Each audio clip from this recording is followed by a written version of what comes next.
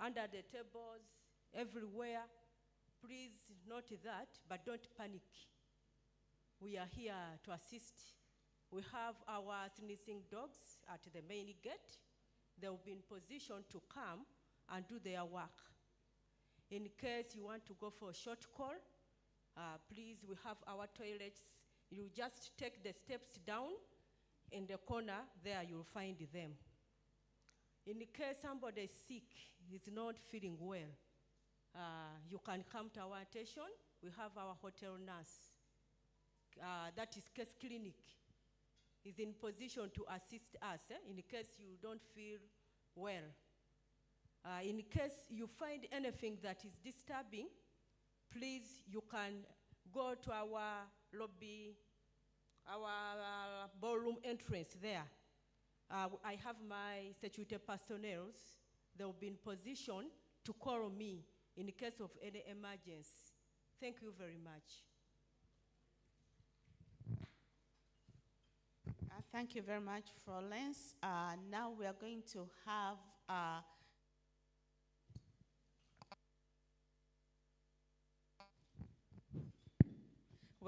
have a safety moment from Ashoka.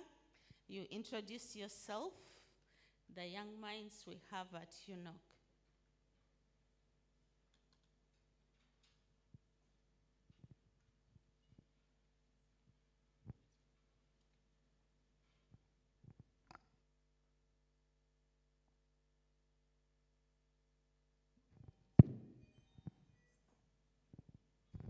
Good morning, everyone. My name is Shoka Timothy. I'm a reservoir geologist. I work with UNOC with the minds behind that oil to put it up out of the ground. So my safety moment today, I'll speak to the tragedy that happened at Dr. Andrew Obuku's place where the dog attacked the baby. We all have dogs, people that have family, most of us.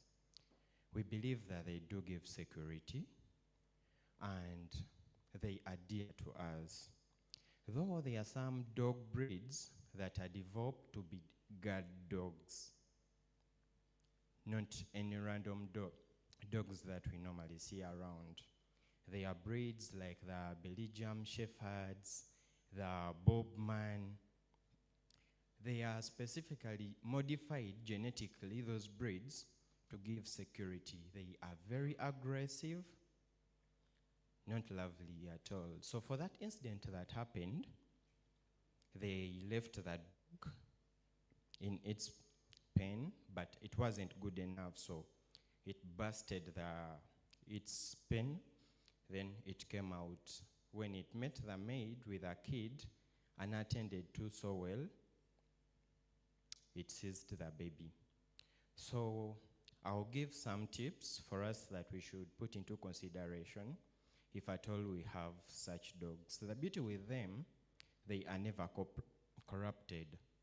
You can never corrupt a dog, but a human you can. So for that, it's a good security tool. If at all you want to have a good security detail in your home, it's a good one. So that makes it a good evil to have. So if at all you happen to have one at home, please make sure everyone that is working within its perimeter is conscious of that dog being at home. 2, always monitor and supervise kids around it, because those dogs are very aggressive. They were gotten from modified, like breeding like wolves and dogs, so it's something made domestic, but that doesn't belong at home. So 3, if at all it becomes aggressive before you, stand still, look to your toes, cross your hands, and give it time to move on. Once it does so, you're free to move away. But never try to make any body movement as long as it's approaching. 3, you can, for safety-wise, like you have to ensure that its room or like it's kind of like it's strong enough for it not to burst out. You have to make sure that it's serviced, like you have a vet that attends to it.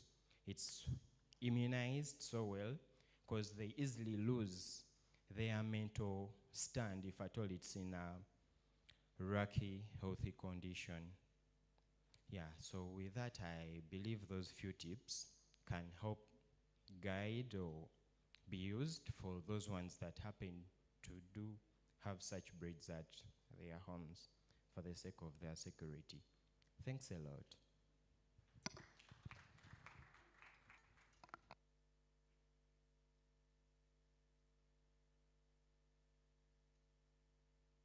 Thank you.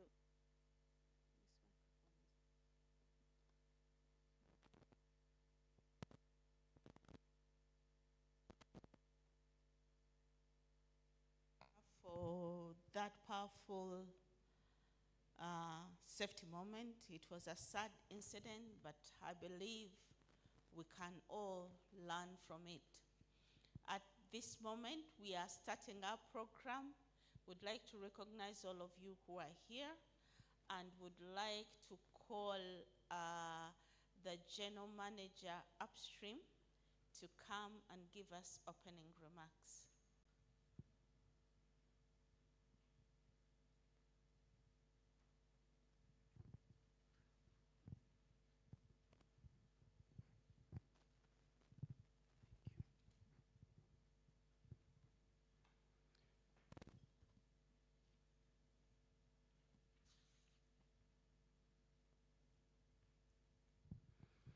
Good morning, everyone.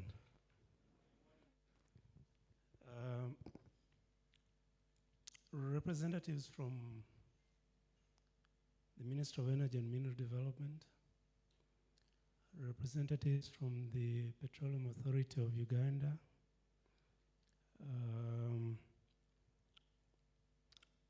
representatives from our joint venture partners, Total Energies, Sinok Uganda Limited, and ECOP Limited, representatives from our partner banks, Equity Bank, Stanbic Bank, Housing Finance Bank, representatives from the Uganda Petroleum Institute, Chigumba, representatives from the Uganda Chamber of Mines and Petroleum, EDs and MDs of the different suppliers that are here today, distinguished participants, ladies and gentlemen, all protocols observed. My name is Philip Sobita. I'm the General Manager for the upstream business of Uganda National Oil Company. I'm here today representing our CEO, who should be opening this workshop for us, Madame Proskovia Nabanja. Unfortunately, she could not make it because of other pressing project matters. And so I have the very difficult task to now set the stage for a very fruitful discussion for all of us who are here today, and I hope I'll do that. Ladies and gentlemen, on behalf of the Uganda National Oil Company, I welcome you all to today's Supplier Development Workshop, which we are holding under the theme, the Kasuruban Contract Area Opportunities for Suppliers. For those of you who may not know, I wish to just take a few minutes to introduce UNOC to you. The Uganda National Oil Company, UNOC, is the national oil company of Uganda. And our primary mandate is to manage the commercial interest of the state in all the oil and gas projects across the entire petroleum value chain, in the upstream, in the midstream, and in the downstream. And so we have commercial interest in all the projects that I believe you may be thinking about here in the room today. We hold 15% participating interest in the contract areas that are currently being developed through the Telenga and Kingfisher projects as a non-operating partner. And like many of you know, Total is the operator for the Telenga project, and we are in that project with a 15% participating interest. And similarly, CNOC is also in the Telenga project as a non-operator.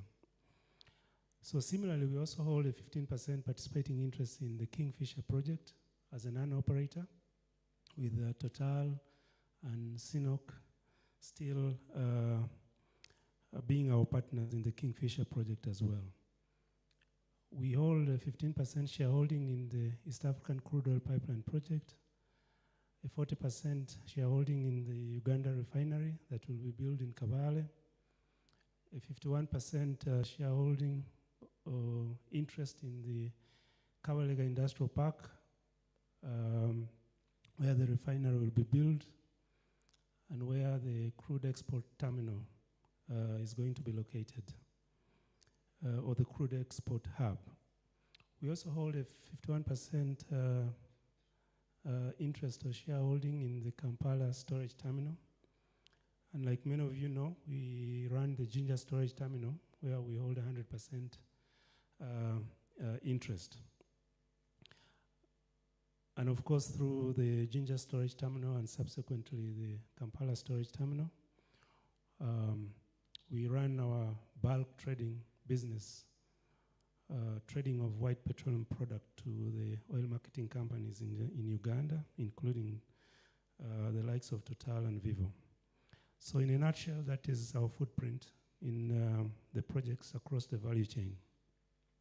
So in this workshop, we will be providing to you updates on the oil and gas projects in the country. But most importantly, we are here to share with you the opportunities for supplies and services that are available within our Kasuruban contract area, so that as we implement our obligations within the contract area, you can effectively prepare to support our operations in this license area in the coming years. As a company, we continue to invest in supplier development and purposely to leverage on the opportunities to improve our supply chain for the operations that we undertake. In this regard, on a quarterly basis, we organize supplier development workshops to disseminate information relating to our projects and to also highlight opportunities that are available for supply of goods and services to these projects. As a company, we desire to have a responsible supply chain, a supply chain that is sustainable and ethical, and hence supplier development workshops play a critical role in enabling UNOC to attain this cardinal goal. Therefore, the supplier development workshops aimed to achieve a number of objectives. And I will just highlight the 4 key objectives that these supplier development workshops aim to achieve. 1, we aim to share with you information and resources to improve your performances and capabilities and to foster supplier growth for the benefit of us, UNOC, and our partners as buying organizations. 2, we also use this opportunity to encourage local businesses to actively participate in the oil and gas industry supply chain by fostering collaboration between the local startup suppliers and international or established players in the field of supply chain. And ultimately, these all contribute to the economic growth and job creation in the country. The 3rd objective is to enable our suppliers, yourselves, to gain insights into the industry requirements, including the quality and safety standards for the projects, to enhance or improve supplier competitive landscape as it gets better in offering their services. We all know that with a competitive landscape come better pricing solutions and innovation in supply chain. So competition also usually drive collaboration and trust between the supply chain partners that enter into joint venture to do business. And since the companies all have a common goal to strive, we as the buying organization do benefit from competition. And the fourth key objective of these workshops is to address challenges that you as suppliers face in doing your business. Challenges such as compliance issues, financing, and logistics, among others. We also know that here we discuss risk management, the legal frameworks that govern our business and yours as well in serving us, project management issues, etc. And all these help you as suppliers to navigate the industry complexities, which in turn lead to collaboration between us, the operators, and you, the suppliers, effectively resulting into a robust supply chain that enable timely delivery of goods, services in a cost-effective manner. Therefore, the workshops contribute significantly to empowerment of the local suppliers, driving industry growth and sustainable development in the country. In view of this, we encourage you all to ensure that you get in this room in the future, the key decision makers in your companies, to attend these workshops so that you can derive the most benefit out of the interaction that we normally have here. Ladies and gentlemen, the focus of today's workshop is the opportunities in the Kasuruban contract area. This block is an acreage that covers about 1,285 square kilometers that was awarded to us, UNOC, in February 2023, following a competitive licensing round that we participated in. And by way of location, the block actually straddles 3 districts, the districts of Bulisa, Hoima, and Masinde. And we hold 100% participating interest in this block, and we are the operator. Now, as an operator, you certainly know that we do have the responsibility to carry out the day-to-day activities of the license, including employment of the required human resource to deliver the project, as well as contracting the goods, works, and services that are required to deliver the project. So that is the role that we play in the Kasuruban contract area. As a company, we continue to undertake petroleum exploration activities in this block since it was awarded to us last year, with the aim of confirming the oil and gas resources that may be discovered in the block. So last year, we invested over $2.4 million in the block, acquiring some of the preliminary data required for us to begin to assess the block, including surface geological mapping, as well as reinterpretation of some of the existing E&P data, seismic and wells that we have in the block. This year, we plan to invest over $5 million in numerous exploration activities that my colleagues will detail to you later in the course of this workshop, including acquiring new 2D seismic data in some areas within the block. Therefore, through holding this supplier development workshop, we aim to develop a sustainable and a responsible supply chain to support our Kasuruban operations. Distinguished ladies and gentlemen, we consider the Kasuruban block to be of great significance to us as a company because it actually signifies our effort to embark on the journey of oil and gas resource or reserves replacement. And some of you may know that reserves replacement is a very important principle in the industry. And so for us, this is a very crucial action that we need to undertake to ensure the sustainability of the midstream projects, the East African Crude Oil Pipeline Project, the refinery project, in which UNOC hold significant shareholding, like I indicated earlier, 15% in the case of ECOP and 40% in the case of the refinery. In addition to the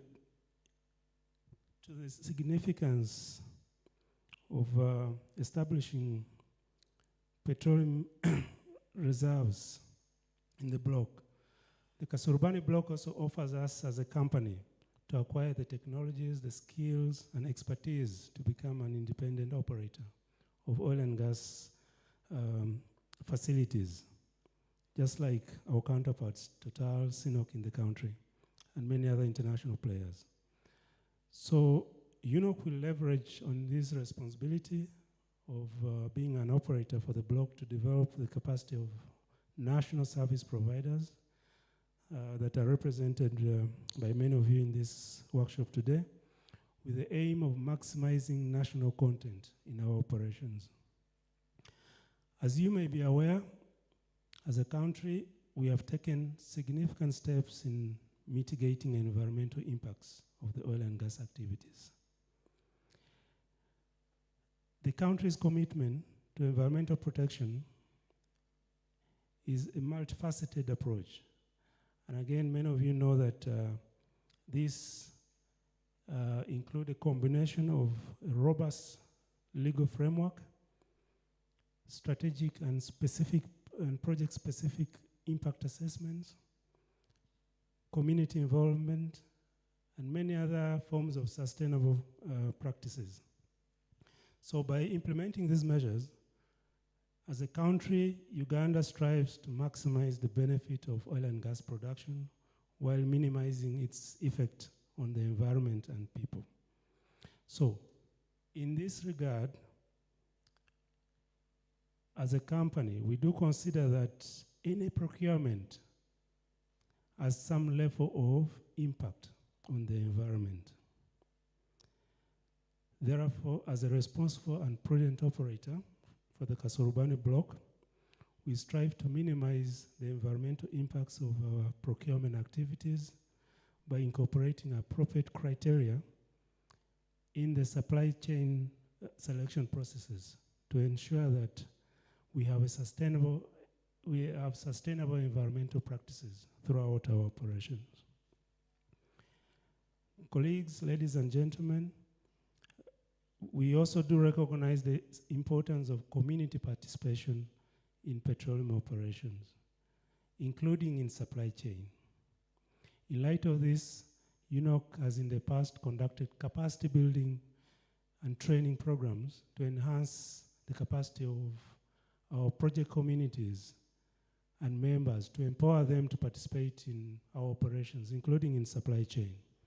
And therefore, I would like to encourage the participation of community-based businesses and enterprises in the oil and gas activities within the Kasuruban block, including, like I said, in supply chain, employment, and other areas. As I conclude, I am aware that in the program today, our industry regulator, the Petroleum Authority of Uganda, will be updating us on the status of the oil and gas projects in the country. Ladies and gentlemen, allow me at this point to take the opportunity to acknowledge and appreciate the very excellent stewardship of the Petroleum Authority of Uganda in the very crucial role that they play in the sector as a regulator in this country.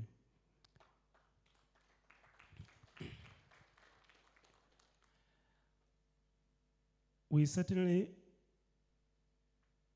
thank them very much for always honoring our invitation to come and guide and share with you the supplier community matters of regulation in the sector, as well as sharing with you the project updates. I know that without a doubt, all of us in this room are very eager to wait and hear from the Petroleum Authority today. So I want to once again thank the Petroleum Authority for always making time to come and be with us and engage in these discussions. To our partners, Total, CNOC, ECOP, we continue to pledge our total support to work with you in the projects in which we are partners to ensure that they are a success for the benefit of us all.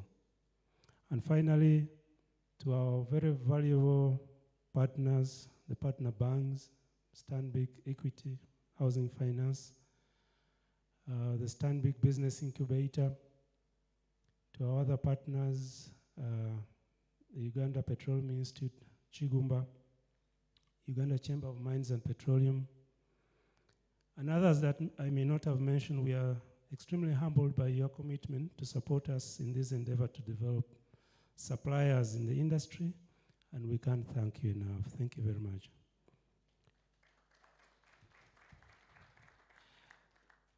Ladies and gentlemen, I wish to take this opportunity to thank all of you in your various capacities for accepting our invitation to participate in this workshop today. And I look forward to a very active participation in the workshop. Please do feel free to ask any question or seek any clarification that you may require in order for you to benefit or derive the most out of this event today. Thank you very much for listening to me. And again, you're most welcome to this workshop for God and my country. Thank you.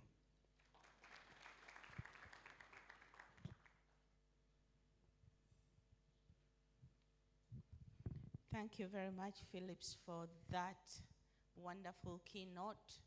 I hope we have learned a lot. We have understood that Uganda is exploring oil responsibly, and also to understand the reason for our supplier workshops, networking, developing your skills, and all that.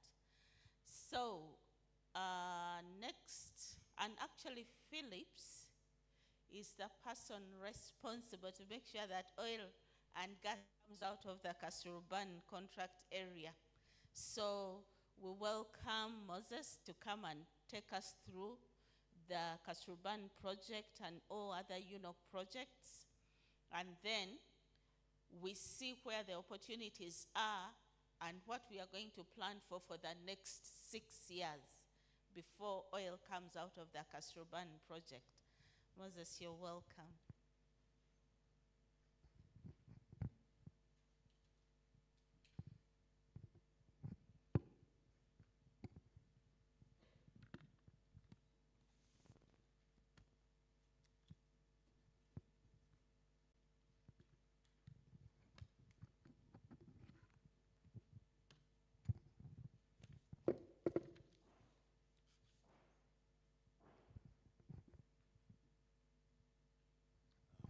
Good morning, everyone. My name is Moses Anen, and I'm the Exploration Manager. And one of the key aspects that I focus on is Kasurubani. And this morning we'll be talking about the opportunities in Kasurubani. But prior to that, I'll give an overview of the different projects that we have, and then we can dive deep into Kasurubani. And that's what we have for you today. I'll start off with an overview in terms of how we govern oil and gas in the sector, especially for those who are new suppliers, and most of you may be familiar with this. Then secondly, I'll go into UNOC as a company to give you an overview of UNOC and its mandate and how the different aspects that we undertake fit in. And then I'll dive into our projects where we have different interests, and then I'll dive straight into opportunities of our different projects. And then finally, I'll go into Kasurubani, where we have 100% operatorship and then I'll look into opportunities that are coming up in Kasuruban and the details that we can pick up, and then how you can plan to plug in and take opportunities of those that are coming up in Kasuruban. So the next is really to look at governance. In terms of governance, and I think later on the regulator and different people will give a better overview, but we have the ministry that is part of the governance, and usually the ministry looks at the policy formation and also promoting the country as an investment destination. So when the ministry go out, they promote and attract different companies to come on board, and these really enrich us and give us opportunities to make these projects profitable. And of course, like for Kasuruban, the ministry is responsible for licensing. So for that to happen, it means they have a licensing round, and then different players, both in country and abroad, come to compete. And when that happens, we compete and get a license. And of course, licensing is very key for sustainability of the business. We have to replace the reserves and the resources that we are producing, and that is very key.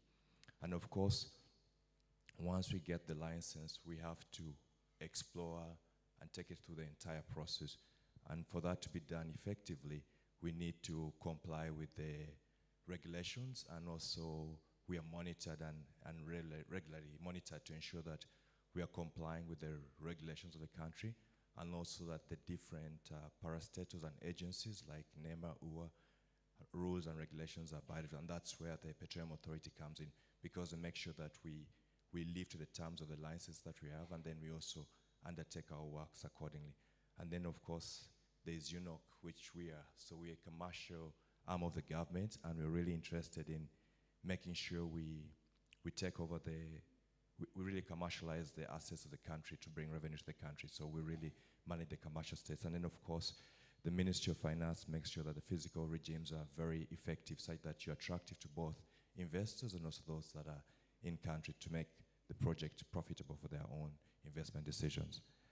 So next I'll look into UNOC as a company, just to give you an overview of the company. It was established based on the Act, and also it's incorporated under the Capital Act, and of course there are quite many functions that UNOC performs in the Act, but key is really to make sure we handle the commercial interests of the state, and also to develop in-depth oil and gas expertise. As you might have heard when Phillips was here, he talked about Kasuruban giving us a chance to build that capacity. And so these are some of the projects we take on as a company to have that in-depth expertise. And of course, our biggest shareholder is the Minister of Energy and Mineral Development with 51%, and 49% goes to the Ministry of Finance, the Minister. Of course, UNOC works across with different subsidiaries, where we have the national pipeline, and that's really focusing on the midstream and the pipeline. And then we have the refinery, which is more into the petrochemicals, and those are all subsidiaries with different general managers. The next is really to look into UNOC at a glance. As you'll probably notice from our vision and our mission, we really want to operate across the entire value stream, that is from upstream all the way to the downstream, and that's the complete value chain. So in terms of upstream, we have exploration, where you're looking at the Kasuruban, and as subsequent licensing lines come around, we'll also be exploring different opportunities with the aim, one, to increase our reserves, resources, and also to make sure that as a company we're sustainable as we deplete what we're producing and develop. And of course, we have equity in Kingfisher, which is operated by CNOOC, and then we have Tilenga, where we have equity in both Kingfisher and Tilenga. We have 15% equity.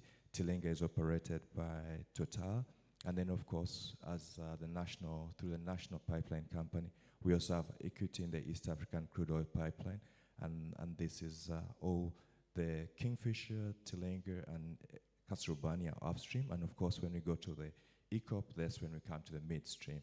And of course, with midstream, we're going to the Kabalega Industrial Park, and there we're also looking at the refinery and the petrochemicals, and this is under the refinery. And then we move into the refinery, where we look at different capacities, and that is all part of our midstream. And then we go down to the downstream, where we're looking at the storage terminals, the Ginger storage terminal, and of course, Kampala Story Time, and then we look at currently what we're doing, which is more like bulk trading of our products. And as a company at the moment, we're about 151 people, and that's about 40% of our full structure. As the business grows and opportunities pick up, the numbers will improve, and then of course the company's economic growth and everything will fit in, and so that's how we operate against the entire petroleum value chain. So next, I'll just look into the upstream project, just a little touch into the Tilinga, but most of the focus will be into Kasuruban. In terms of Tilinga, of course, development drilling started last year, and of course, in terms of Kingfisher, and today, up to date, about 5 wells have been drilled, and then of course they're suspended and drilling is ongoing. In terms of Tilinga, it started also June last year, and of course to date, 31 wells have been drilled. In terms of Kasuruban that Phil's talked about at the beginning, of course we signed the PSA in February last year. We have 100% operatorship, and of course in terms of the exploration period that the country works in, it's 2-2-2, so it means you can only have a maximum exploration period of 6 years. Currently we're in the first phase of exploration, which is for 2 years, which is basically from February last year to February next year, and that will be 2 years. In terms of the implementation, what is going on, we're implementing the work program, and as Phil's talked at the beginning, we're looking at $5 million in terms of $1 million for this year. And of course, we're looking at implementing some of the work programs that I'll talk in detail later, and then we'll be able to understand how the different opportunities come. And of course, one of the key aspects in terms of how we run these projects like Kasuruban is through partnership. And that means we do not fully self-finance the entire project. So we have to look for a partner to meet some of the exploration costs and also share the risk with us. And that's where we deliver this through the joint venture partnership. And of course, with time, as the business becomes more profitable, then we'll be in a position to undertake this activity entirely as a company where we can self-finance. But for the moment, we are doing this through partnerships. And then next, I'll just talk into the East African pipeline. Some of you are very familiar with this, and we have 15% equity as a shareholder. The rest, Total Energy 62, CNOOC 8%, and the Tanzanian Petroleum Development Corporation with 15%. It's about 143. It will be heated, insulated, and underground. But key at the moment really is that most of the conversations in terms of RAP and people affected by the projects, those have been compensated. And of course, the first shipment for the pipeline was made in December last year. And of course, our colleagues in the different sectors keep visiting like Tanzania and also in Uganda, and also we have secondees in the project to understand how far that has happened. And overall construction is ongoing, and the early civil works for the main camp, the pipe yards and all these, and even tank and all these. So all these works are ongoing and it's progressing well. And we believe that it will be in time for the targets that we have for fast oil. And of course, we keep monitoring this because it gives us a route to market, and that's what's really happening. In terms of opportunities, I think at the moment, a lot of the constructions are kicking in Tanzania. And of course, once it comes in Uganda, there'll be opportunities. And usually, most of these aspects are really shared by the ECOP through their own different supply development workshops, but there'll always be opportunities for services, construction, fabrication, and all the other services that the industry really needs. So that's about the ECOP and the pipeline. Next, I'll look into the refinery. Refinery is, of course, a key aspect. As a country, we really need the refinery, and UNOC is fully committed towards having the refinery. And the aim, as you've probably noticed, the ongoing negotiations to get because the new approach is really to go through the private government partnership. And as you probably all heard, when the minister announced the ongoing negotiations with Alpha to finance this project, it's a $4 billion project. And of course, as a company, some of the steps we've taken is we've acquired the obstruction permits, we're compensating the project affected persons. We go into negotiations, and the aim is to really have it ready for startup in 2027, so that we can be able to produce and produce some of the refined products in country. and that's really into the refinery, and so the ongoing negotiations. But then after refinery, look into the Kabalega Industrial Park. And of course, this is a park that is about 29 square kilometers, and what you're really looking at it feeds into, it looks at the industrial park, you look at the refinery, and all this feeding. And of course, it's an hub that we, as a second international airport, it has a refinery and all these aspects. But the master plan has been updated, the airport is 95, and then of course the different acquisitions of a JV and also contracts. But in terms of opportunities that are coming, you're looking at opening roads in the Kabalega Industrial Park. So you're looking at 84 kilometers of roads that will be opened this year. So those are opportunities that will be tendered, and that will be looking to those who into civil works, construction, and those are opportunities. And then of course there's an opportunity to build the office block at the Kabalega Industrial Park, and those will also be there. That's more construction, civil works, and all those that come with the building of civil works. Then of course, as the facilities is coming up, you would need opportunities for IT services, opportunities for water, opportunities for sewage, and of course, all the other opportunities for logistics, health and safety, and training, operations and maintenance, all these opportunities go. But the ones that are really key are, you're looking at the office block that is coming up, you're looking at the networks for your water, sewage, and internet, and then of course, opening the roads, which are quite very key for our civil companies that are involved in road construction, because this will be opportunities that will be coming up during the course of the year. Next aspect I look at are the storage terminals. I mean, for example, the Ginger Storage Terminal was established in the 1970s, and of course it has a capacity of about 300 million liters. It was handed over to UNOC in 2017, and we took full ownership in 2022. We have 100%. The real aim really is at the moment what is going there, they're improving the capacity of the Ginger Terminal, and that's to make sure that we have enough buffer for fuel and make sure there's security in case there are disruptions in the supply chain. And so that's really what's going in there. And of course, usually a lot of these opportunities come with the logistics, transport, and of course, the guys who are doing the construction services at the Ginger Terminal. And then of course, you're looking at the calibration, the metering, the maintenance, and all these opportunities that are coming up with the Ginger Storage Terminal, and continue to grow. So that are some of the opportunities with the Ginger Storage Terminal. And of course, the aim is to make sure that as a company, we achieve our mandate, which is basically to import and supply petroleum products within Uganda. And so that's what's happening with the Ginger Storage Terminal. In terms of the Kampala Storage Terminal, it's of course, it's going to be a 51% equity for UNOC, and it's going to be developed in partnership with our petroleum supply partner. And so this will have a capacity about 200 million liters. The aim is really to give us that capacity to supply, import, supply, and of course the products will be dealing with one, imported products at the onset, like what's happening at the Ginger Storage Terminal.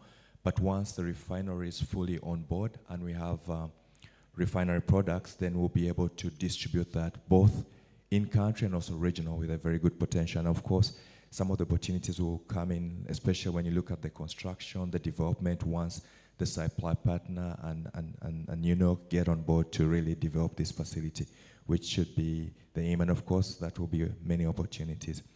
Another aspect that we currently engaged in is bulk trading, and some of the guys in the oil and marketing companies downstream have had the opportunity to engage with UNOC in terms of these product lines, because we supply some of the white products, especially the agro or diesel and petroleum products. So those are also opportunities, but most of this, you're looking at logistic opportunities, you're looking at insurance opportunities, and also clearing and forwarding. And most of this is really to ensure that we continue to undertake and fulfill and meet our mandate that we have been given as an importer and supplier of petroleum goods. And that is in terms of the downstream aspect. Next, I'll look into the Kasuruban contract area. And this is really the focus, and we'll be looking into the opportunities that exist in Kasuruban contract. As you probably heard at the beginning, Phillips gave an idea of the area, which is about 12,085 square kilometers. From the map, if if you can see, you'll notice it's down south of Tilenga, because Tilenga is up, and then of course north of Kingfisher. We had the license signed on the 2nd of Feb last year, and the delivery mode will be through joint venture partnership. In terms of the journey, just to give you a roadmap, like we said, the exploration period is 6 years maximum, and we're in the first phase of our exploration period. So what we're looking at in the first phase, we looked at existing seismic data and existing data. So we look at the existing data, because when you get the license, you buy the existing data. So at the moment we looked at the existing data, we interpreted, and we kind of understand the prospects. So of course that is in the existing data. So once you have interpreted the existing data, you realize it doesn't cover the entire block. So there are opportunities for infill, so that you can understand a better feel of the entire block. And then from that aspect, you look into you define your prospects. You say, okay, which areas here could have more oil? And that is what we're looking at. So at the moment, we have interpreting existing seismic data. From that, we're going to find areas that we need to acquire some more seismic, and that comes with seismic acquisition and interpretation. And so in this first phase, that's key. So once you do that, you have a good understanding of potential areas that could have oil for Kasuruban. After that, of course, we know that we would need a JV partner for the subsequent phase. So when you look into the second phase, we're looking at drilling our first exploration well. That will be the second phase, which is after 2025. And then that's when you go into drilling, and would have the drilling services. And of course, once you go through that phase of drilling, you get more seismic and interpret. Then you get to that point where you assess, you drill. If it's once successful, you explore, you drill more. Then you get more opportunities, and then you go into the field development plan. You apply for a production license and go through the whole process. And then once you have confirmed that you have all these resources, then we get the project to the stage that we currently have with Tilenga and Kingfisher, which is the development, and later on into production, and make the best use of our existing facilities by the time we come on board. And so at the moment, the key aspects I'm looking at in terms of opportunity will be at the phase 1. And just to give you a highlight for long-term planning, for those who look into the phase 2, where we're looking at drilling, and that is a detail. And so in terms of the phase 1, what opportunities exist? So like I told you, the key aspect we've been looking at really has been seismic. We're looking at the existing seismic. We're looking at interpreting. So there'll be opportunities for consultants, even individuals or companies, to help us quality check what we've done, interpret, train, and develop. So we're looking at the petrophysical, understanding the futures of the oil, understanding the prospects, understanding is it true, is that excess. So it's you check, you confirm, and make sure that the resource values that we're promising to the government and people are true reflection of what we currently have. And so those are opportunities in terms of the best in analysis, to understand the best in petrophysical properties, and in terms of the prospects we're identifying. So those are consulting opportunities, especially for those who understand like the geophysics and geoscience aspects of it. So you interpret, confirm, and those are consultancy opportunities. And this could be in-house, where you come on board and train and consult and have the peer review. And of course, those are opportunities for consultants. And this will be, some of the tenders are coming out later in the second Q2, and of course, these tenders will be coming out. And I'll talk into details, because most times when we're looking at these tenders, we tend to advertise them in the newspapers, and then of course we look into the national supplier database and find out those who are registered who can offer these services, and then we engage you, get a feel of your market survey to get the cost, we budget accordingly, and then have those meetings with you to give a good understanding of what we expect, the timelines and deliveries. And that's one. Of course, the other aspect is the 2D seismic reprocessing. It's an opportunity that is coming up. So we have existing data that we got from the ministry. So there's an opportunity for companies to interpret that seismic data. Why do you interpret it? We want to interpret it to better understand the futures below the ground, to understand the opportunities, to understand the prospect. Does this really have oil? Is it real? What futures? What are the limitations? What are the risks? So we further interpret that data, refine it, and find out what exists. And also we look into, okay, what if that exists? How do we mitigate, and then find out other areas that we need to interpret. So there'll be opportunities to interpret, reprocess existing vintages. There are like 3 data sets that were acquired, and this will be also, we'll be tendering this out, and then we'll have opportunities for companies that can do reprocessing and reprocessing of 2D seismic. Then of course we're looking at the environmental social impact assessment. So like I told you earlier, this year we're looking at acquiring 2D seismic. And prior to acquiring 2D seismic, you need to take an environmental impact assessment in terms of the technology you're going to use for 2D seismic. And of course, this is an opportunity that will be out for companies that are registered with NEMR and have their capability, and individuals who can undertake environmental social impact assessment. So this will be looking at the Kasuruban area, of course. Would have a defined area in terms of how much area we're looking at, because the block is about 12,800 and 1,285 square meters. So we'll do a seismic, environmental impact assessment to understand the impact of seismic acquisition, the technology in the area, and then of course would need this EAI certificate before we can commence the 2D seismic acquisition. Then of course we're looking at the 2D seismic acquisition depending on the technology. So we'll look at companies that can do 2D seismic acquisition, both onshore and also probably onshore, and the transition, that's the place between the land and the lake. So there's a transition. So it will be across, but we're looking at 2D seismic acquisition. And these are opportunities for companies that do 2D seismic acquisition. So there will be the company that comes with the technology to acquire. But on top of that, as they undertake these activities, there are opportunities for logistics, catering, because you need camp services in the field. You look at engineering services, medical services, security. So on top of the companies being there, there are also opportunities to support these companies, and that's where we look at the security, medical, and all the other foods and all the catering services. And of course, there are opportunities for insurance, because according to regulation, we have to have insurance for liability. So for 2D seismic, every activity we undertake, we need insurance. So there are opportunities for insurance companies to provide insurance to make sure that liability, let's say crop damage or anything that happens where we're doing 2D seismic, we're covered as a company, and we mitigate against that. So we need insurance for that. And of course, like for most of you with your companies, general offices, supplies are needed everywhere. And of course, there are opportunities for joint venture partnerships with UNOC, and then of course the opportunities for oil field services that we were looking at with the services that come with Kasuruban. And these are some of the aspects that opportunities that will exist this year and in the subsequent years with Kasuruban. And in terms of, in conclusion, really as UNOC grows as a business, these opportunities will continue to expand, and we'll always share these at different supplier workshops.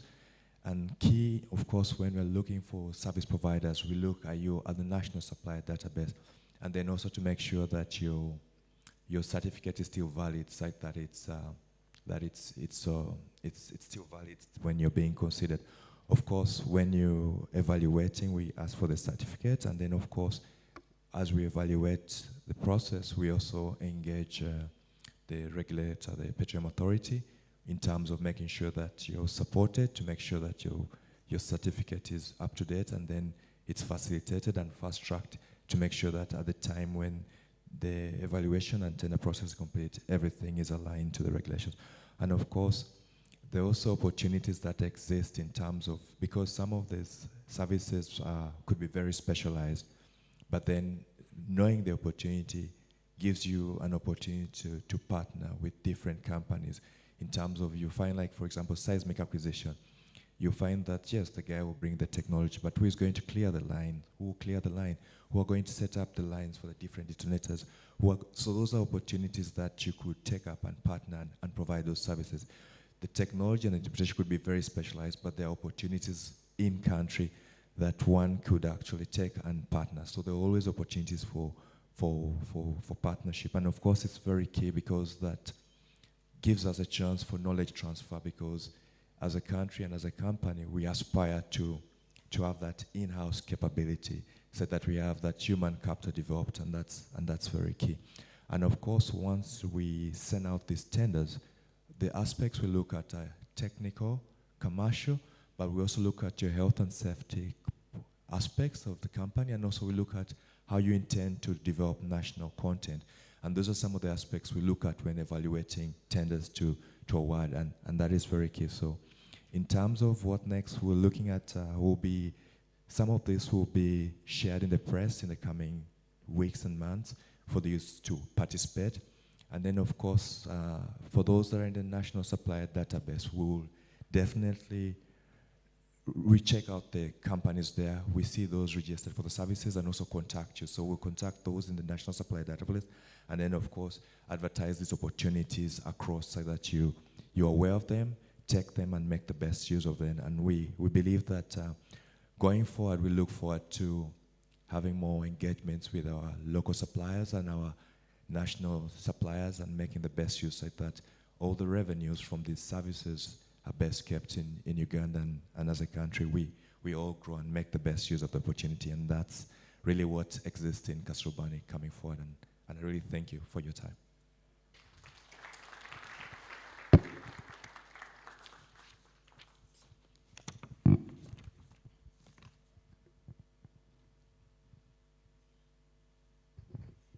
Thank you, Moses, for that wonderful, wonderful presentation. I think we need an opportunity to stand and stretch our legs. We have been sitting for too long. Any volunteer to give us a stretching exercise? Anyone? Yeah, where? Okay, you can come, please.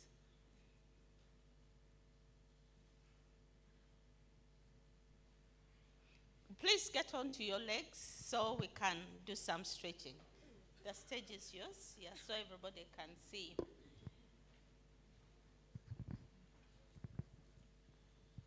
Good morning, ladies and gentlemen. My name is Asimwe Maria from Pegasus Technologies. Yeah, we are going to do a little stretch. I don't know whether I still remember my Sunday school tactics, but let's try. So we're going to go to the side. 1, 2, let's go. To the other side, let's go. To the back. And to the front.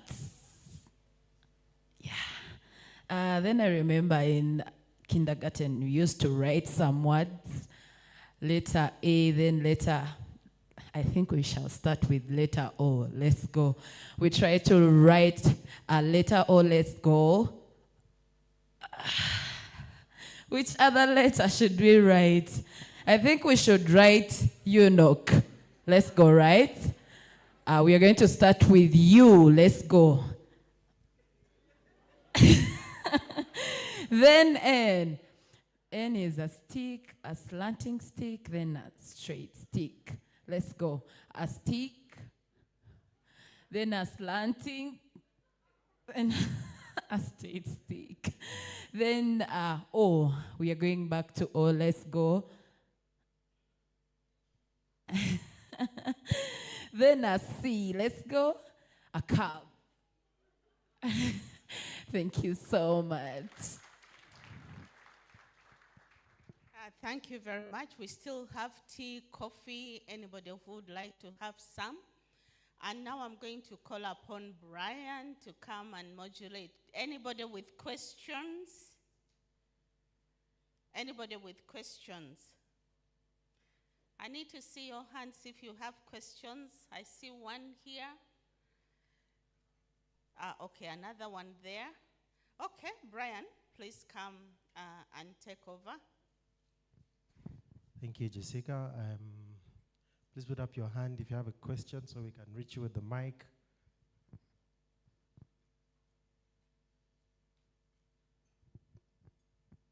Thank you so much, Brian, for that amazing opportunity. As I said earlier, my name is Asimwe Maria from Pegasus Technologies. So I've been listening in, though I came in late, sorry. So I've been listening in on the different opportunities And I am inquiring or wondering why I've not heard about opportunities for fintech companies or companies that offer financial solutions out there, because we would also like to be part of your suppliers. And if there are any, maybe I would get some more information about that, because looking at the different stages and the different opportunities shared, I see that money is involved in all the different aspects we are talking about, paying the workers, the suppliers, and Pegasus Technologies is available to make the payment easy and accessible and convenient to everyone through mobile money and bank services, card payments. So I would like to know about any information about that. Thank you. Morning, ladies and gentlemen. My name is Mbode Muhammad, working with Clarkson Insurance Brokers. Thank you for the presentation. My interest in the opportunity was highlighted for insurance, that it is due in the first quarter of 2024. Now, the first quarter of 2024 is coming to a close. I think we are left with about 10 days, but I've not seen anything regarding insurance. Thank you. Thank you so much. Any other question? We have okay. Just one moment. Okay, thank you so much. Jonathan Monks is my name, from Zoho Impact Limited. I have a special request in the form of an inquiry. I'd like to thank the presenters. However, we who are at the back, somehow we are not seeing very well the presentations. I'd like to request, if possible, they be emailed to us. Thank you. We've taken note. Service providers will work on the picture. Good morning. My name is Chris. I work for DDSH Uganda. From my understanding, 2024 for Enoch is for data acquisition, data analysis. That is the seismics they already have. And probably 2025 would be for the exploratory well drilling. Please, will you be able to organize another workshop when it comes to the drilling operation, so that you also know the opportunities you have?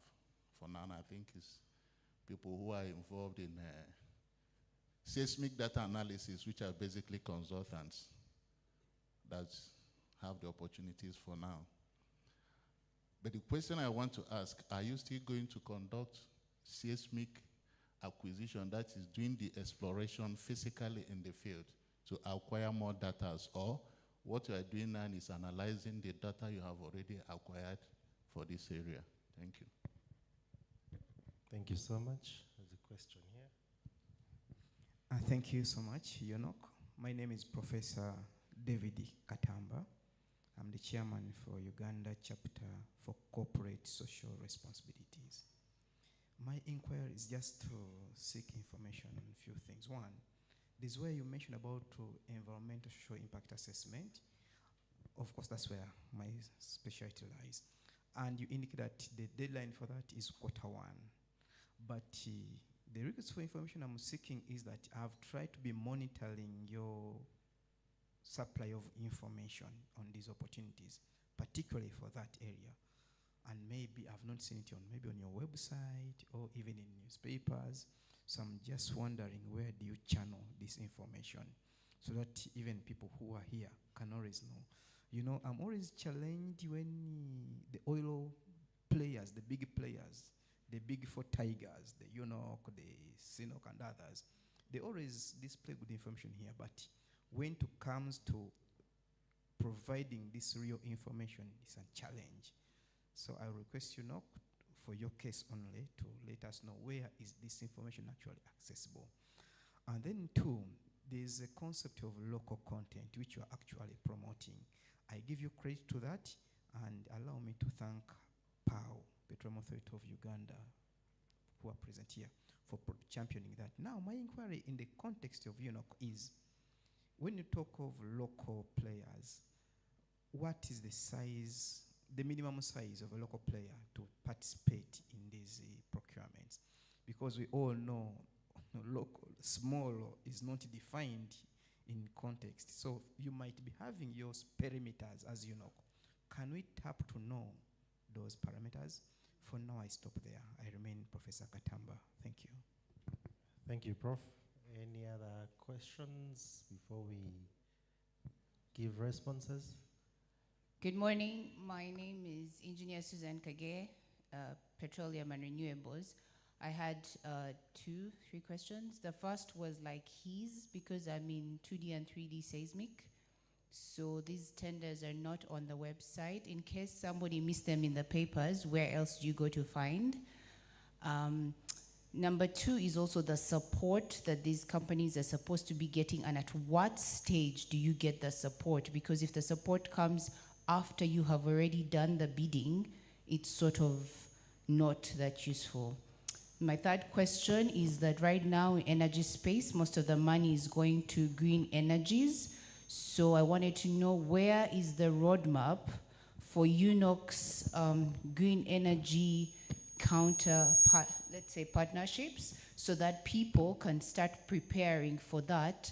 For example, how the communities can get involved in the carbon credit exchange, because we know that obviously UNOC is dealing in fossil fuels. So how do we get the communities ready to participate in the green energy transition with UNOC? Yeah, thanks. Thank you, Susan. Okay, I think we'll take those and then we'll give responses.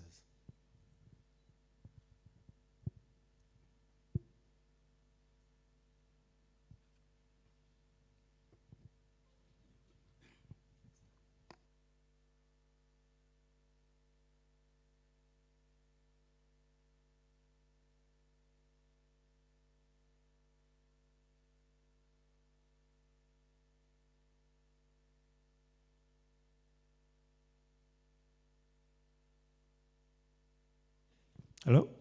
Yeah, thank you very much for the questions. I will try to address some, the high-level ones, and then I'll ask my colleague Moses to just explain those that were project-specific. Yeah,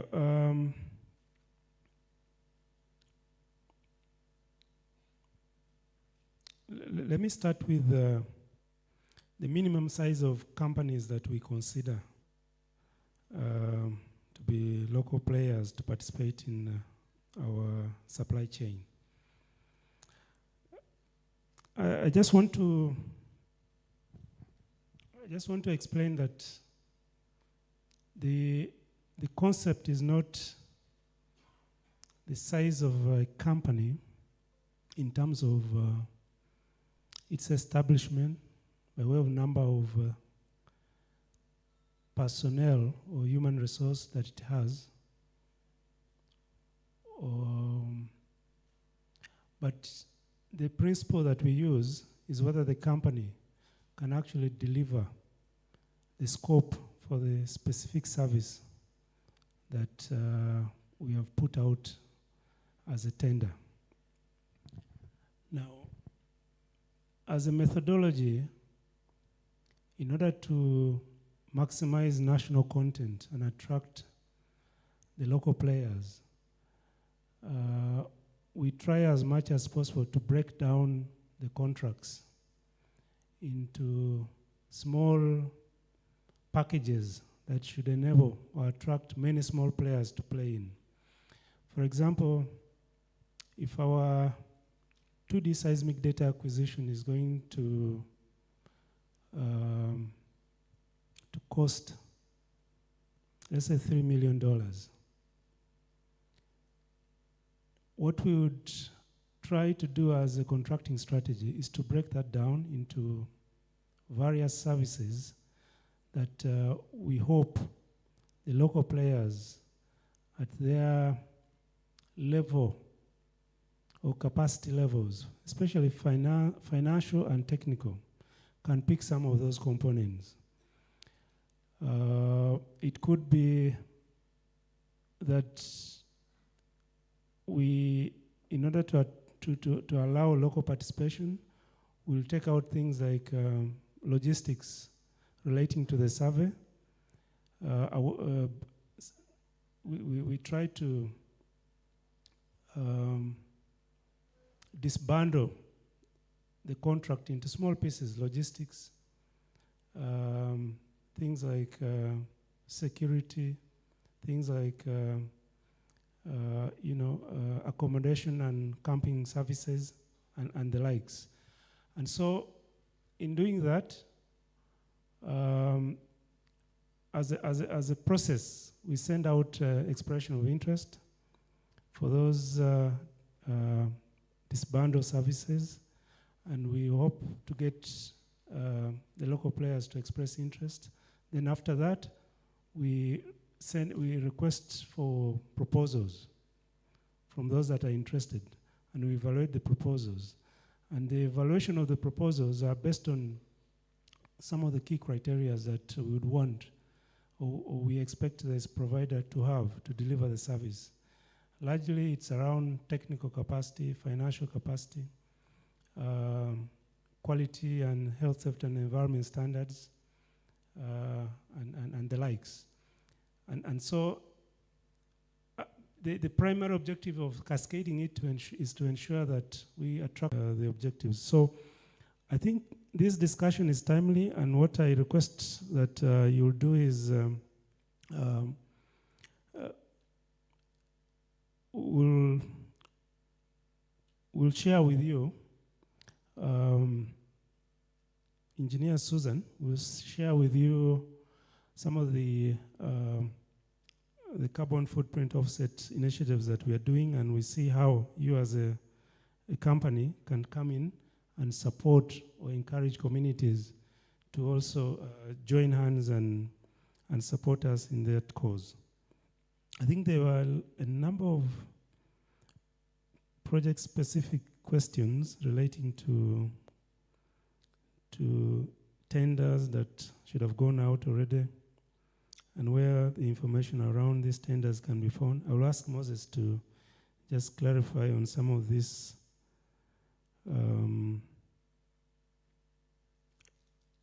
Yes, Moses. Good morning again. I'll start with the question from Clarkson Insurance in terms of the insurance opportunities this year. So one of the aspects we're really looking at is for the 2D seismic acquisition, which also answers the question that somebody asked, if we intend to do 2D seismic acquisition. Yes, we intend to do at least a minimum of 150 line kilometers.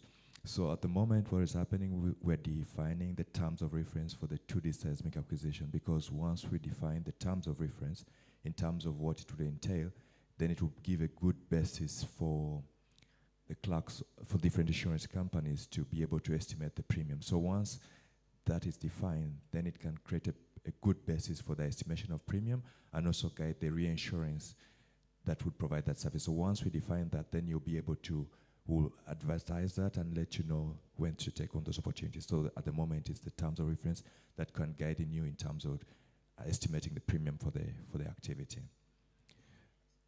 In terms of the drilling operations, yes, we'll acquire seismic this year, 2D seismic. And in terms of drilling, as it's a requirement that we have these supplier development workshops, and in the subsequent quarters we'll have those. And so when the drilling opportunities come, which should be in the second period of our exploration license, we'll be having similar supplier development workshops, and we'll share and highlight the opportunities that come with drilling opportunities.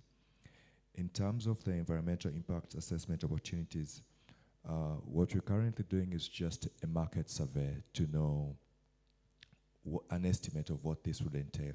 Once we do the market survey, we are able to estimate the budget of what that costs, And once that is estimated, then we can actually send out the tenders to the companies to provide that for that. So for all these services, the tenders have not yet been advertised. So once we're just doing the market survey, and once that comes in, that's why probably there's a delay in the timelines here, but definitely we'll be sending out those tenders and you'll be able to get in touch on and know those opportunities. But right now it's just a market survey to get an estimate of, for budgeting purposes, to know how much it would cost for us to acquire these services.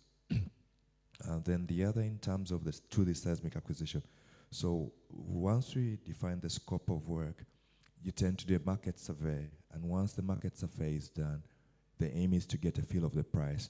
So the engagements will always happen before. So once you get the market survey, you send out the request to because usually the starting point is the National Supplier Database. So we go to the National Supplier Database, and all companies registered to provide the service are emailed and known of the opportunity. So that's the starting point. So once we're in the National Supplier Database and you're registered to provide this service, we reach out to the National Supplier Database and send an email to all companies registered to provide that service or good.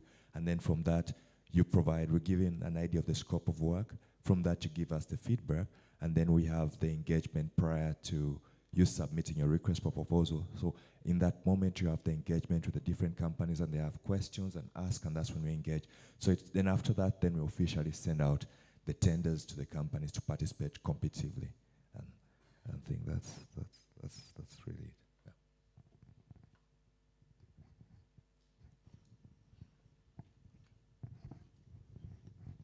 Yeah. Thank you. My name is Catherine Tomusime, Chief Human Resource Officer and in charge of national content. I wanted to comment on the fintech, financial services. In these opportunities, we have direct and indirect opportunities. We also have induced services in the community. So whereas UNOC might not advertise for them, the community or where the projects are operating will automatically demand for them. So it's important to know that the opportunity is there. You just need to position yourself that when the service is required, you are available to provide it. I hope that helps a little bit. Thank you. Thank you very much, Catherine. I hope all your questions have been answered. Yes? And basically, to look at the environment impacts, Uganda has done a lot, and maybe Petroleum Authority can allude to this. We have strategic environmental assessments, and one was specifically done in 2013 for the oil and gas sector to include all petroleum activities and their coexistence with communities. We have a legislative framework that looks at basically all the laws were updated to incorporate oil and gas. And then we have monitoring and management tools. We have environmental impact assessments.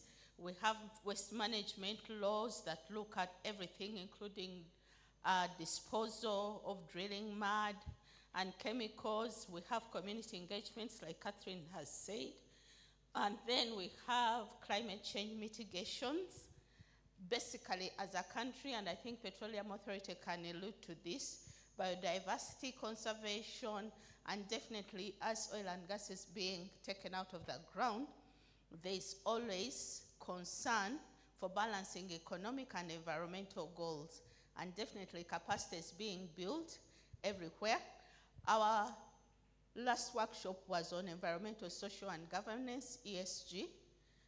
And I think the people who attended, you realize how much UNOC is concerned with the environment, with governance, and social performance. And next one, we are going to look at procurement processes. But as we are looking at procurement processes, all these things are going to be included. And I pray that everybody registers so we do not have hiccups of people. I got that email and I didn't register. So next, we are going to call Barbara to tell us about compliance, which is also a very important area as we are getting into the exploration phase, but not only for the Kasuruban projects, but this information is going to help you, like Philip's alluded as we were starting, that this information supply development workshops are not only for UNOC projects, but they are helping you for all your other projects, whether they are oil and gas or not, and you definitely become a better provider once you take these things into consideration. Barbara, you're welcome.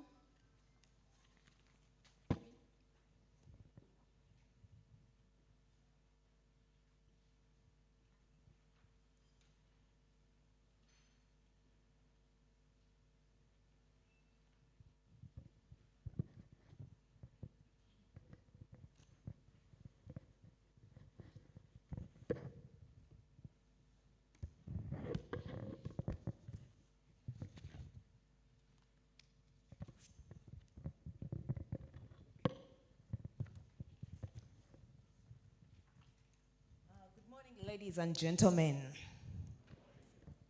thank you for joining us for the Supplier workshop. My topic is a very simple one, but may be considered to be important, but also may be boring for some of you. I'm not speaking numbers, I'm not speaking opportunities, but I'm speaking to how can you ensure you lock in that opportunity. You are interested in that opportunity, but how do you lock it in? How do you become competitive? How do you take up that opportunity? What do you need to do? All what have you been doing, but you need to continue doing well and excel at the bids you submit. Next slide, please.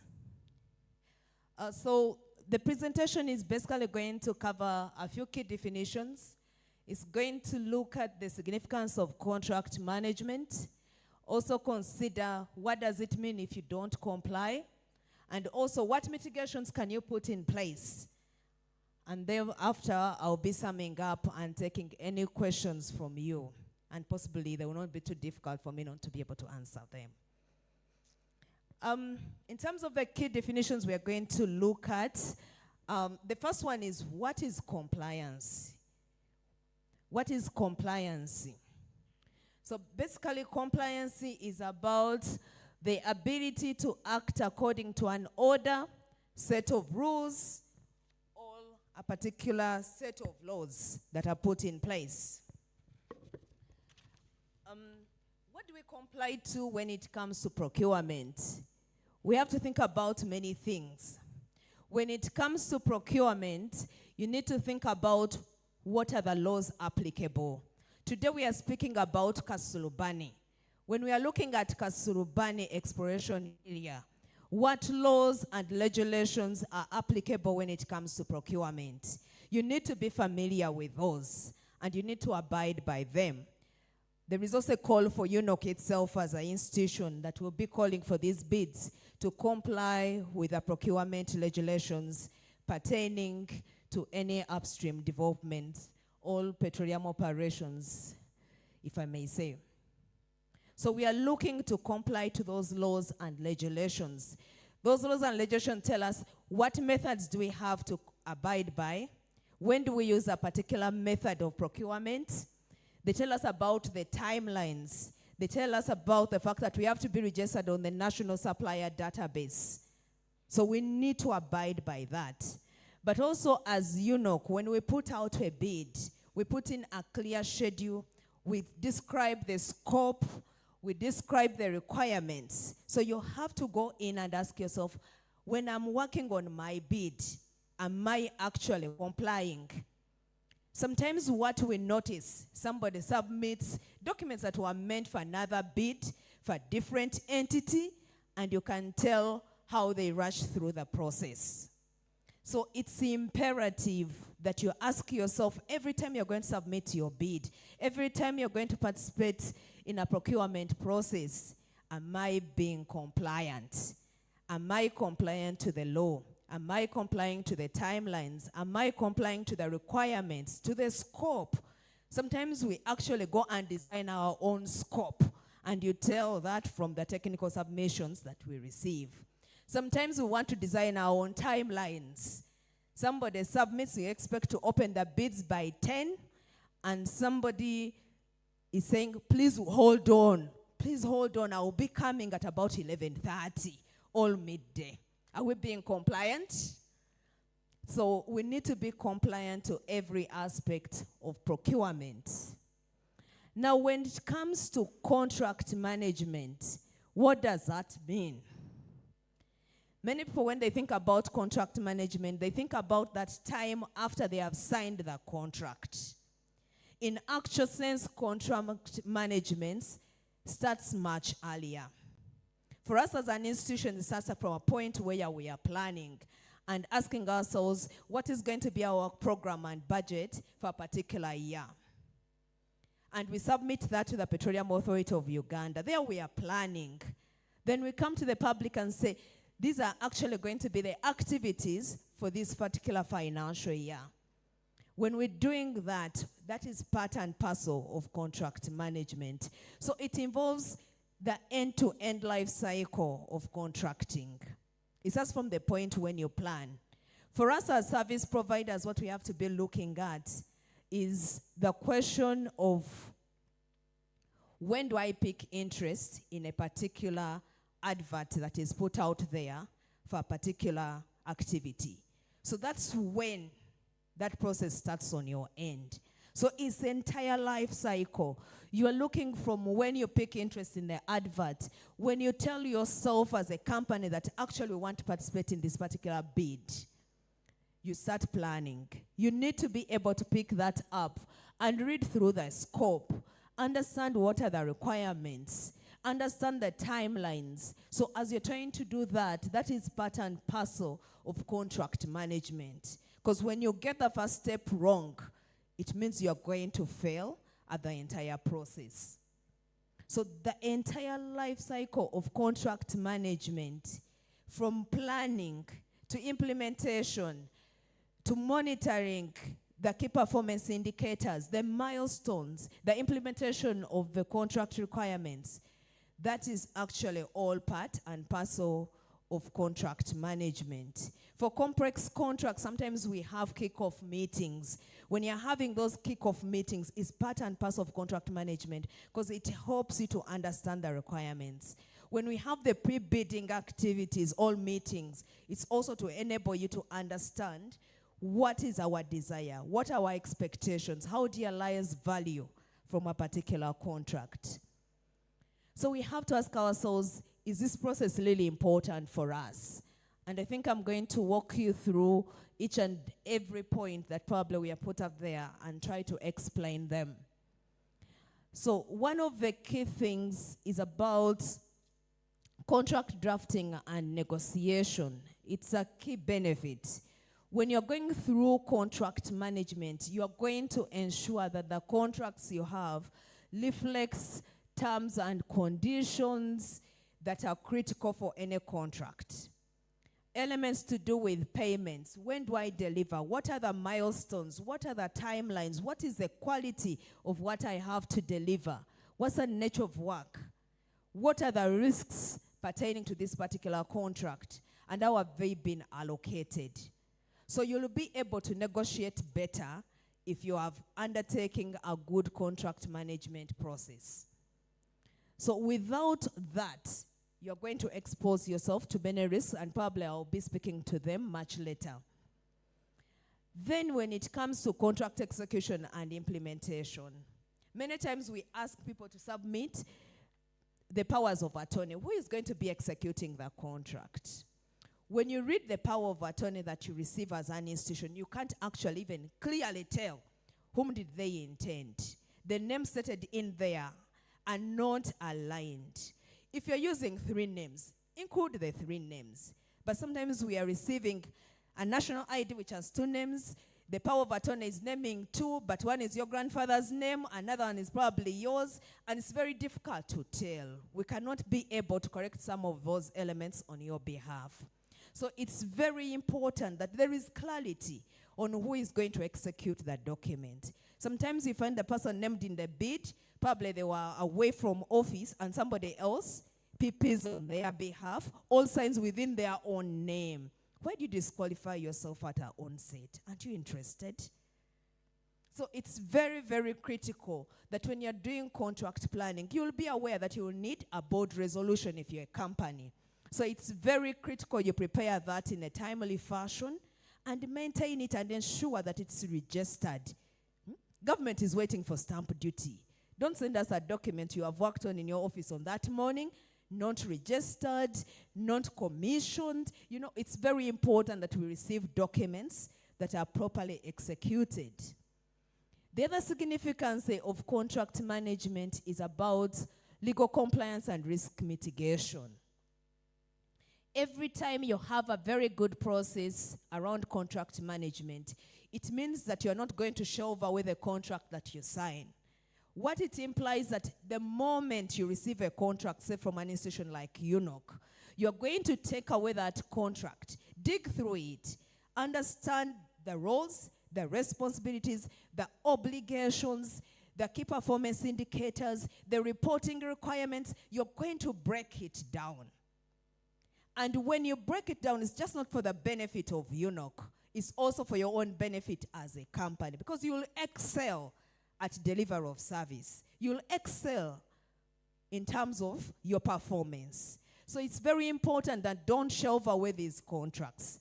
Understand what are the payment terms. What documents do I need to attach when I'm actually requesting for my payments? What are the timelines? Many times we receive invoices before the milestone is performed. What is that telling us? That actually the respective departments, they never understood the contract. Some of them are milestone based, but before even the milestone is approved, somebody submits. They say, no, when we are sending this draft, we shall also send with an invoice. Is that what your contract says? So we need to validate our actions. And the only way we are going to validate those actions is by ensuring that these contracts are not just owned by the MD. The MD of the company locks it away and even goes away for a month to China. Nobody accesses. We just know we have to deliver something, and he has given us an instruction. We need to release those documents so everybody to understand them. We need to break them down. What that is going to help is that you will be able to comply with the applicable laws that apply to that contract, because that is normal a term. You're going to comply with the obligations within that contract. You're going to be aware of the rights that you have within those contracts. And you're going to minimize on the cost exposure on your side. So that way we are benefiting both of us. Not just UNOC, but also you as an entity. Operational efficiency. To an extent, I've touched this. When you have a very good contract management system in your respective companies, it means that you're going to streamline the execution of various petroleum-related activities. You'll actually be very efficient. You'll know what is the role of the person in finance. You'll appoint a contract manager or a representative. You'll be aware of the communication protocols. You're not going to write to Barbara, who sits in legal, instead of writing to the procurement team.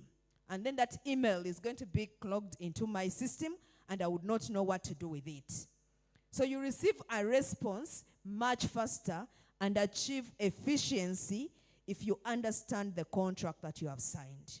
But this calls for you having a contract management system that is watertight, that you enhance on a daily. So there is operational efficiency. You'll understand the timelines. If you're supposed to submit a milestone within a month, you'll plan for it. But if you're not aware and if you don't prioritize that contract, it's going to be very difficult for you to meet those timelines and submit something that is of quality. When it comes to the key performance indicators we indicate there, they are basically to help you to break down the performance, to check yourselves and be able to undertake self-assessments and ask ourselves, we have a contract with UNOC. Are we actually abiding by the requirements? The social values, that the benefits that have to go out, are we doing that? National content, where they told us we have to have Ugandans on board, are we actually ticking off that box? Are we reporting on time? Because where we sit, we are obligated to collect all the information, for example, on national content, and submit it to the Petroleum Authority of Uganda on a quarterly basis. But if we never get to receive those reports from our providers, it will be very difficult for us to also meet our obligations. So there is operational efficiency that you achieve on your end, and also our end in the situations where you have a very good contract management process. So please don't shelve away those contracts, read them, internalize them, and have the right human resource in place to be able to implement them. Next slide, please. Yes. When it comes to supplier vendor management, how do we do it? I've touched this to an extent. We actually endeavor to have communication channels that we utilize. For example, this particular one, we are engaging you so that you can understand where we come from when you receive those voluminous contracts. Where are we coming from to give you that detailed description of the obligations, of the requirements, what exactly do we mean?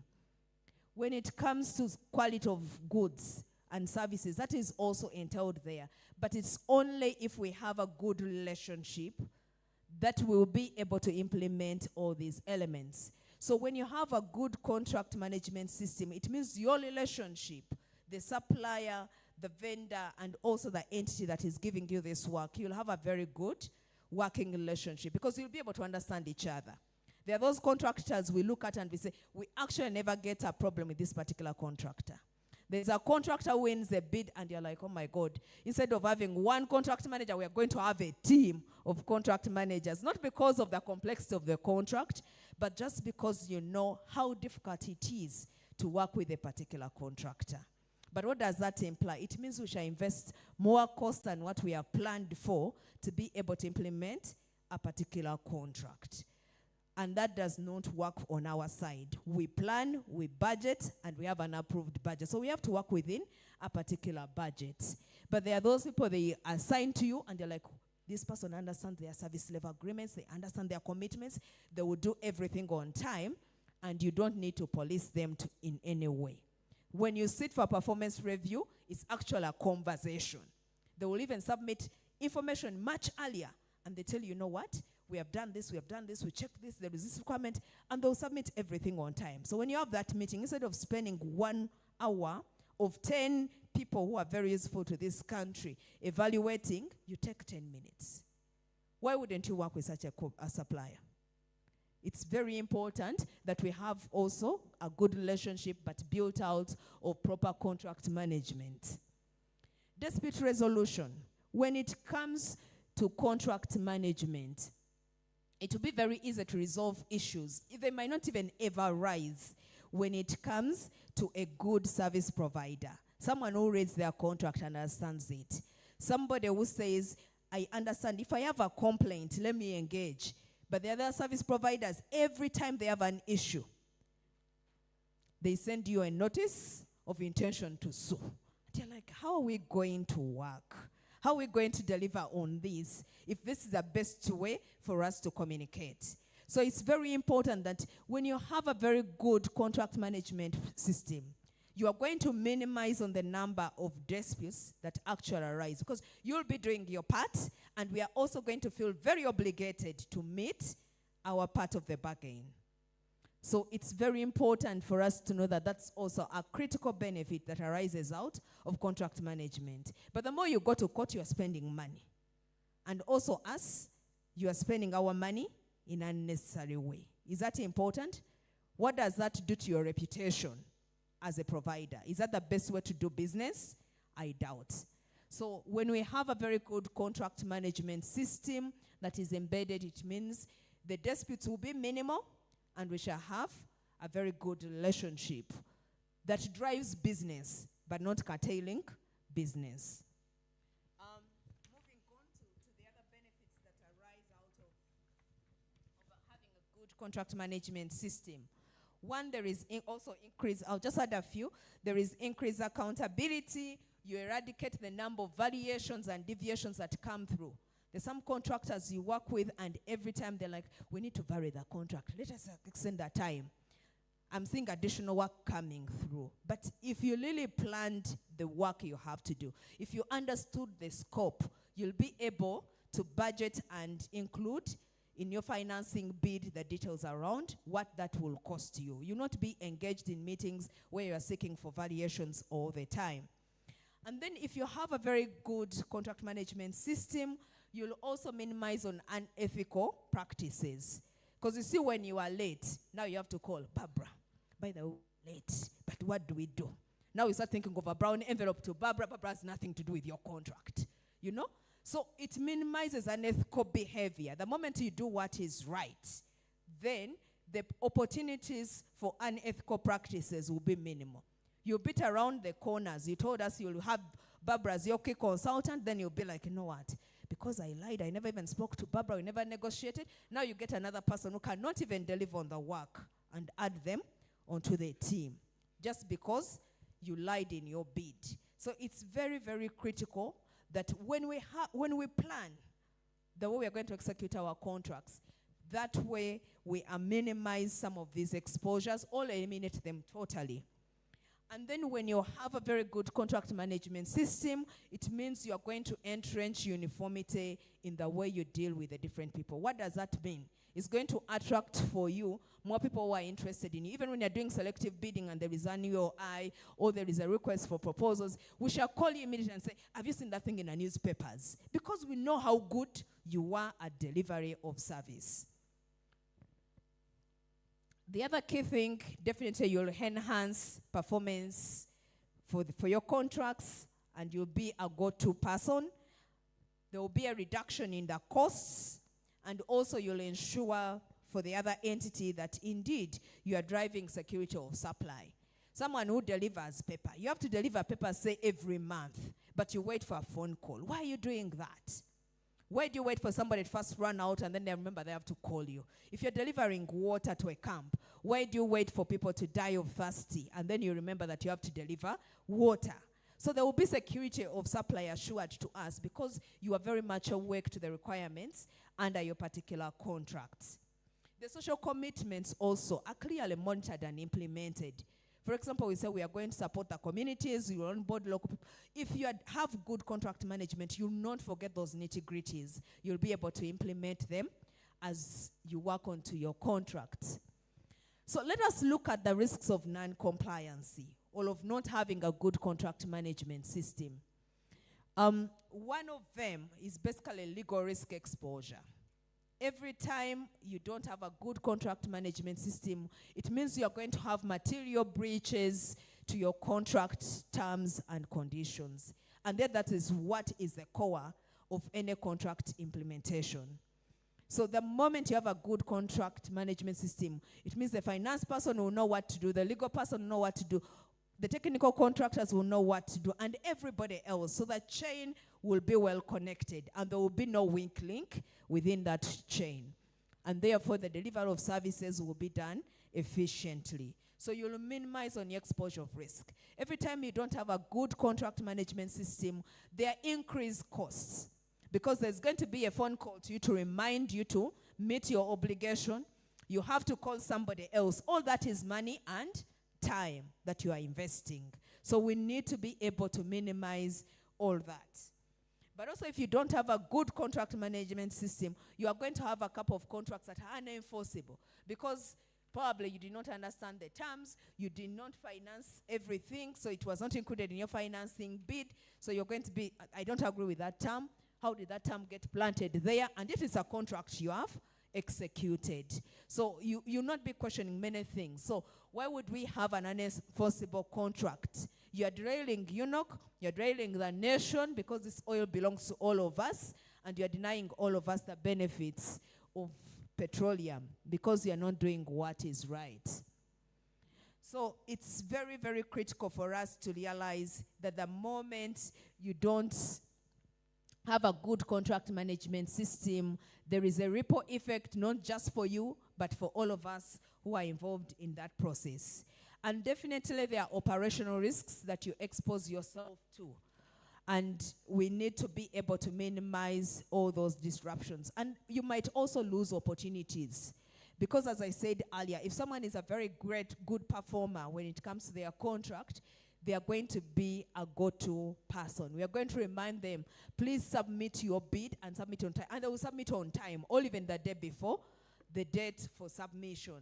So it's very important that we ensure that we have a very good contract management process within our entities.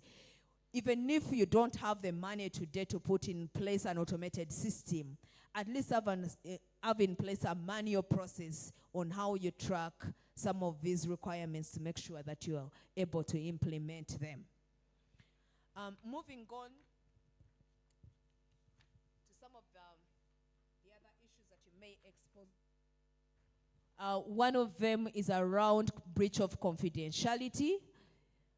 You may breach confidentiality. All the contracts we sign up with everybody, we include a confidentiality provision. But the moment you don't have a good contract management system, you're going to sign the contract and leave it on the table. Your visitors walk in, they are reading the contract. Everybody else who comes in is reading the contract. Even those people who should not be, the contract should not be available to be accessing this particular contract. And the next thing, we are going to find your entire contract in the newspapers, which is not very good for all of us.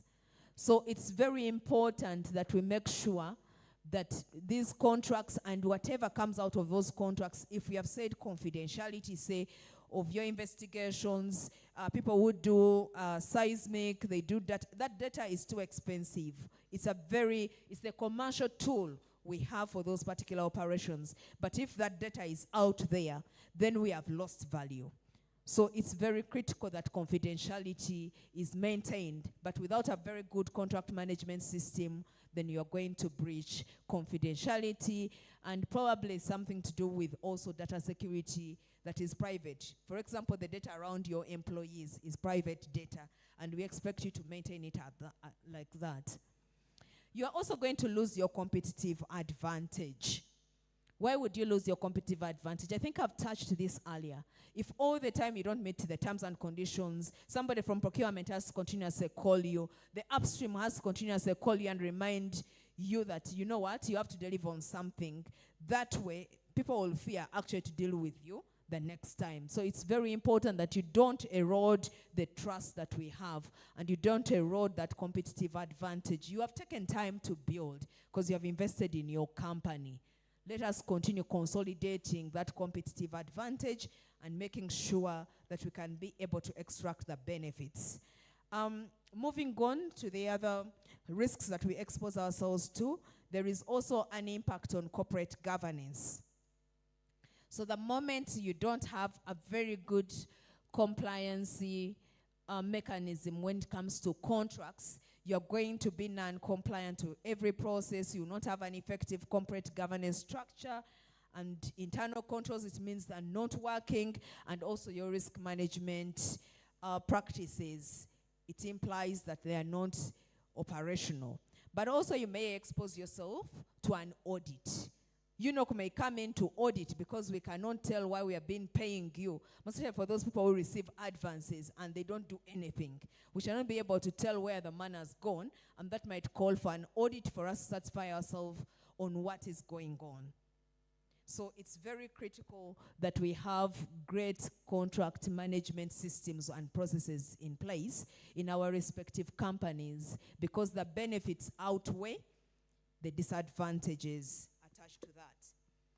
So I've spoken to that, and I think it's imperative now we move into looking at what mitigations can we put in place. What can we do differently for us to enhance our contract management processes? Some of the elements I've touched them, but possibly I will allude to them once again. One, when you receive a contract, don't shelve it. That contract is for implementation, but it cannot just be implemented by the person who signed it. Say the MD, the general manager of the company. Make sure that you put in place a team that can be able to appreciate that contract and that will be responsible for implementing the contract. Let them be aware of the do's and the don'ts. Let them be aware of the obligations. Let them be aware of the timelines. Let them be aware of the key performance indicators embedded in the contract. So make sure that you sit with the team, review the contract. Don't move on to the next victim and say, now I've nipped this one, let me go and look for another contract. First, implement this one and make sure that you have put in place all the tools required for you to be able to implement that contract effectively. And then it's also very important that you standardize many things within your company that facilitate you, for example, to submit bids in a timely fashion. For example, have a team that wakes up in the morning and checks the newspapers to see, is there a bid we can participate in, where we can be eligible to participate. Let them take it out, deliver it, study it. Ask us, there are common documents we ask for. For example, tax clearance, NSSF. Be paying NSSF. Don't wait for the day you're going to submit a bid and you say, you know what, I think now I can go and line up at NSSF and now pay and catch up. NSSF will give me a clearance certificate. Those are times when you'll be delaying because they'll be reconciling, they'll be doing so many things, and you lose out on time on when to get your compliance certificate from NSSF. We have said be on NSD to participate in upstream operations. But you wait until you see a bid and say, I think now let me start the process. The system is down on that day. What are you going to submit? So it's imperative for the little things that we need to do. Let us do them much earlier. Board resolutions. Have resolutions in place that empower a particular board member or a staff within your entity to sign on to your contracts. Keep it open so that it can apply to many contracts. That way it will be easier for you to be able to submit a compliant bid. Make sure it's a registered power of attorney. Pay stamp duty. Don't fear to give this government some little money of what you earn. Give them that little money through stamp duty. Pay for that. Make sure that your documents are actually compliant. Understand the applicable laws and regulations that apply to the industry you're interested in. You're interested in oil and gas, but none of you in your entity has ever read the national content regulations. Nobody has actually read the impact of you being non-compliant on UNOC. And yet the general regulations speak to the fact that if we don't comply with the procurement requirements, UNOC will never be able to cost recover that money. And we cannot continuously throw into a bottomless pit the money that is very difficult to secure. We want to be able to make a return on the investment and give our shareholders something. So it's very important that you do that. Also do risk assessment. When you're looking for a contract, understand, if I go into this business, what is my risk exposure? So that when you're negotiating, when you see those terms and conditions we include, your comments can be related to the actual risk that you're going to be exposed to. You'll be able to negotiate better and get better value for yourself. So it's very important that we also have internal controls. There are policies we request for when you're going to submit a contract. Some of those contracts, for example, we ask for your policies on anti-bribery and corruption. We ask for your policies on human rights. You know, some of those best, put them in place. Don't wait for the day you see the contract and see those requirements, and then we receive a one-liner saying human rights policy, we respect human rights. We have received them. I've participated in some of those evaluations. And it's absurd to know that some of these entities, they can do better. We are driving national content, and that's how we put ourselves off the table, by taking everything lightly. They're asking you for a very specific document, anti-bribery and corruption. And then you say you respect anti-bribery laws in Uganda. That can't be the policy for the company. You need to put in place the relevant policy. But also, it's very important that you have some kind of structure when it comes to your bids. You've participated in so many bids, but you have not thought about what is the proper structure. When the bid comes to us, sometimes you see personnel on page 10, then you find personnel again on page 25, you find this other document on page 20. We also need to think about how do we have a good quality bid? Because that's all part of contract management from my early explanation of what contract management looks at. It's the entire life cycle of the contract. From when you plan to participate in the bid, when you see that expression of interest, when you see that invitation, that request for you to submit a proposal, that's when you have picked interest in that particular exercise. Think about how you're going to structure. And plan, come up with a schedule. We issue a schedule of how we're going to be undertaking activities. Come up with yours that is far ahead of us to say, you know what, me, I'll prepare my documents. 4 days in advance. So the next days I'll be checking to confirm that this is something that is legible or not. Sometimes we ask for certificate of incorporation and you receive a document where you can't see the name of the company. You're thinking, which company could this be? And you're pressing a huge burden on people who evaluate, but also in a way you're putting yourself out of your process, of the process. So it's very, very critical that we arrange some of these things, put them together.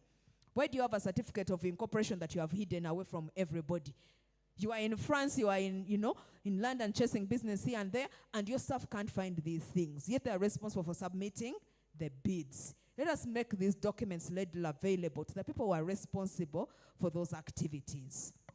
So I think I am going to conclude by calling upon all of you to start thinking about contract management as an integral part of you achieving your businesses and growing your businesses. Think about contract management of something that will help you to earn an additional dollar in your bag as opposed to being a cost. Start thinking about contract management as something that doesn't just start from when you sign onto a contract, but something that starts from when you start thinking about that bid you want to submit. Actually, from when you set up your business, your target is to get as much business as you can. But the only way you're going to be able to do that is if you have in place processes and systems that drive efficiency, that not only benefits you as a company, but also benefits the people you service. Ladies and gentlemen, contract management compliance is definitely critical, not just for the upstream business that we are operating, but also for the other elements of our business. So it will help you to navigate the complex regulatory landscape. You can't seek to understand the laws on the day you are submitting. You want a waste management contract, and that's the first time you are reading the NEMA regulations on waste management. It can't be, because you're required to be licensed. Are they going to license you within time for you to submit and participate in that bid? So we need to understand the legal and regulatory landscape. It's complex when it comes to upstream projects. You know that it is always safety first. So you will require an EHS policy. An EHS, at least statement within your organization. So it's very imperative that you are quite aware of those requirements much earlier. You have to think about the risks exposures and think of ways how you're going to optimize your performance on a particular contract. And we very well know that when companies prioritize contract management compliance, those companies are always seen to be ethically strong, and there has a multiplier effect where you will see it in terms of the number of contracts that come to you and ultimately the revenues that are coming to your entity. Thank you so much for listening.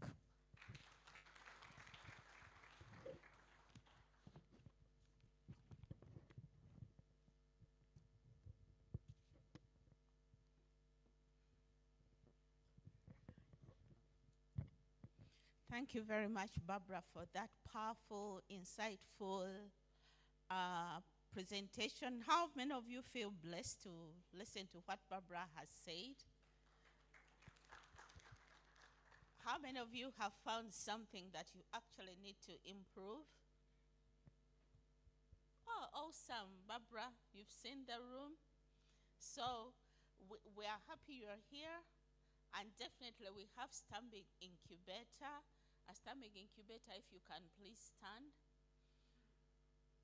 Where are you? Okay, they are there.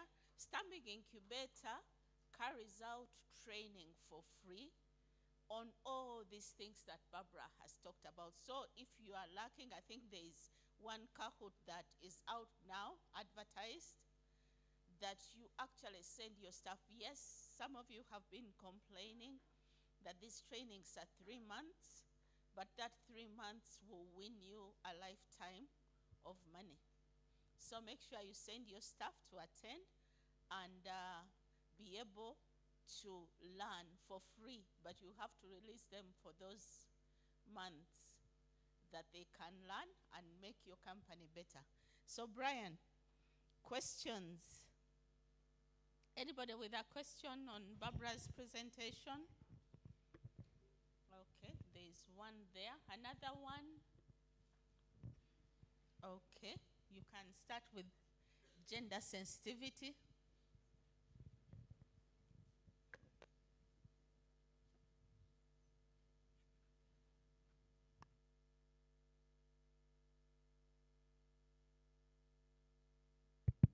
Hello, good morning. My name is Tutu Kaga from Kagan Partners. We're an engineering consultancy firm. Mine is some feedback to UNOC when they're looking at contract management. Our experience as a Ugandan firm, we find ourselves in a position where some of these oil companies, they have their own unique forms of contract. Now, most of us here, we're in industries that have standard forms of contract. And in there are ways of every party knows how to deal with their obligations, and also how risk is shared and the measures in place when you have disputes. Now, we've found out some of these oil companies, they have their own secret form of contract, which is bizarre to some of us. And you end up getting a phone call from someone in France, bordering, bordering being a threat. And then, because you don't understand that landscape of how risk is allocated, it ends up being said, oh, the Ugandan or local supplier cannot perform. So I implore UNOC, if they can use standard forms of contract that are known in the industries within Uganda, that way they can, you can get operational efficiency. That's my submission. Thank you, Mr. Kag. Thank you very much. Good morning, ladies and gentlemen. My name is Susan Tumhaire, and I work with an organization called Safe Right Way. Mine is not about Barbara's presentation, it's rather about the one that came earlier. I just thought it wouldn't I wouldn't sit well with it if I didn't actually say it. I assumed that being in this room, having been invited, that actually there's potentially I could be a contractor, but then I did not want to just assume, and I thought I would just ask the question as well. Like I said, I work with a road safety organization, and I am also aware that road safety was ranked as the highest risk when it comes to oil and gas development in the Albertine particularly. But I did not see it as one of the areas highlighted for possible contracts in road safety education and training. So I wanted to get some information about that, if that is actually the implication, or if there is any other information that can be provided. Thank you. Thank you so much. Any other hands that want to go up?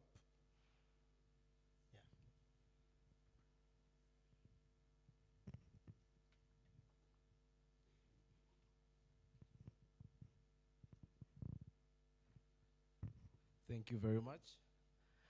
My name is Isaac Adams, and I'm a QHSE and Wellbeing Consultant at AIM Corporate Wellbeing, and also lead implementers for Cooling, a quality management system that helps you align your organization or HSE. My question to Barbara is, I have worked around bids for quite some time, and they normally require for an ISO standard or any kind of standardization.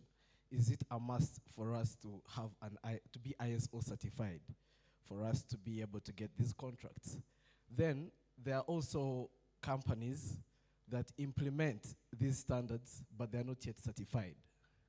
But they recognize and carry out the level of ISO standards or HSC in their organizations. Can that let them pass? Is there any form of documentation that can let them pass if they are not yet certified, but they are carrying out, let's say, an IMS or the one for quality or occupational health and safety? That is my question. Thank you so much. hands seem to be all The down. hands have died down. So, Jeremy, I will request you to respond to question 1 and 3. And Moses, you respond to question number 2 on road safety. And Barbara, you wrap up everything. Okay. Thank you, Jeremy, my name.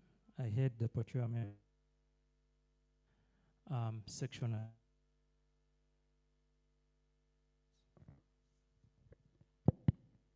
The two questions. One was on ISO certification. In case I get it wrong, just remind me. If what we're looking for, if you're supplying stationery, I don't expect you to have ISO certification. Because all I need is you to bring for me my stationery, the timelines, it's a basic, really. But the further you go into more complex procurements, then you'll be required to have some of these certifications.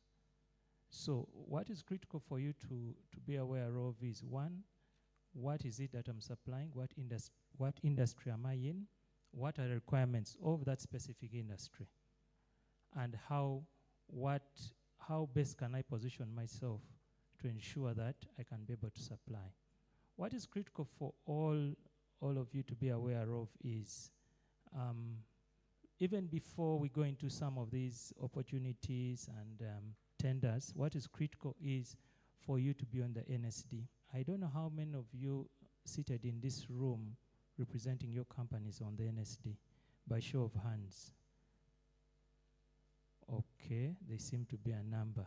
For those that are not on the NSD, we will not even have the opportunity to even call you. So that is the first fundamental step. But in terms of the certification, please know your industry, what is required for you to be successful in your industry, and get all those documents ready. The other question which was asked was in regards to Kaga. I think something in regards to unique forms of contracts. I think contracts that vary between your local setup here and international. We're a local company. We'll ensure that our contracts really are not as complicated as some of these IOCs and what they require, but we'll also ensure that whatever is required in those contract management forms is put in there. The contract management process, as Barbara highlighted, is not a one-off event. There are a number of engagements we have between the entity and the suppliers, even before you sign off these contracts. And at times we have even pre-contract meetings where we take you through what are the requirements you need to have, what is required from you, what are the timelines, and all that is agreed within that process. So it's a smooth process as long as you've been awarded the contract. You shouldn't be able to struggle from there. I'll hand over to Moses for question 2. Good morning. Susan, with regards to your questions to road safety, as a company, we undertake social impact management and management in all the areas that we have projects. So, for example, last year we had a road safety campaign with the Uganda Police and TASO. So at the moment we're at the exploration phase, which means as a company you manage your budget. You have not yet discovered oil, so your approach is more cost effective. So you find that, for example, for our partners Total and Sinok, they're at the development phase, and their level of activity is extremely high. And as such, they get a lot of services from more experienced, and it's more expensive because it would engage a lot of work activities and a lot of expenses. So in our case, we look at a more cost-effective approach. So what we have always done is to engage the local police, like we used Uganda Police last year, combined with the TASO, which is around AIDS Day, and so we went to the villages where these people were. So it's more in terms of the villages, the schools, and the local areas around that. And partly what happened is when we sent out to find out an interest of like a market survey to find the cost for these services, we realized that some of the companies that were doing the price, starting premium for the same service was above the budget we had in terms of exploration. So when you're at the exploration stage, you manage your budget because you don't have yet oil. You mitigate the risk so you'll be more cost effective. So based on that, we worked with the Ugandan police and TASO. So as the project matures and your impact is greater, then you can reach out those services. For the moment, we tend to work with government institutions and organizations that are more cost effective and just affect the impact in that area. And that's the point. That's why it didn't appear, but basically we do look into social impact of our activities on the areas we work in. Okay, I was requested to wrap up this session. I'll just say it's basically impossible to unsign a contract. So do everything you have to do. Anything you are thinking, do it prior to appending a pen to paper. So by the time you sign a contract, be sure that actually this is what you wanted, you have negotiated, and that's the best you can drive out of the contract. For UNOC, when we think contract management, we are thinking about transparency, we're thinking about competition, we're thinking about value for money. We are thinking about efficiency. So as a provider, a supplier, just endeavor to ensure that you can actually fit in those key principles and deliver the services to UNOC or to the petroleum industry, bearing in mind that it must be a win-win situation for all parties. Get involved in contract management. Invest in contract management. Invest in planning. Request for those meetings. If there's something that is not very clear to you in a bid, ask for clarity. We shall clarify.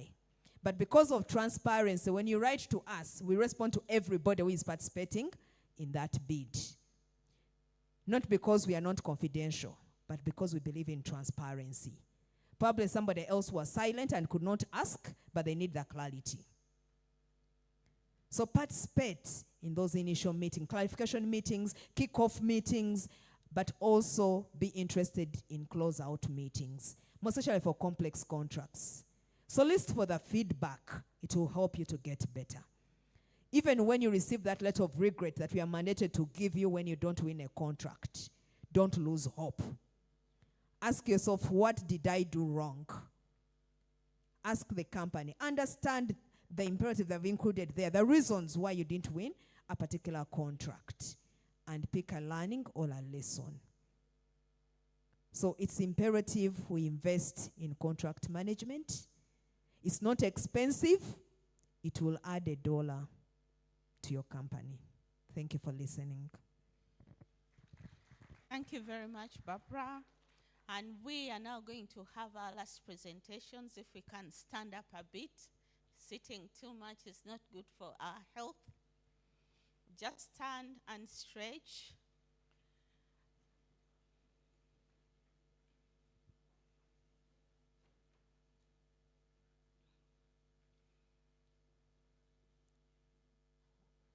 Okay.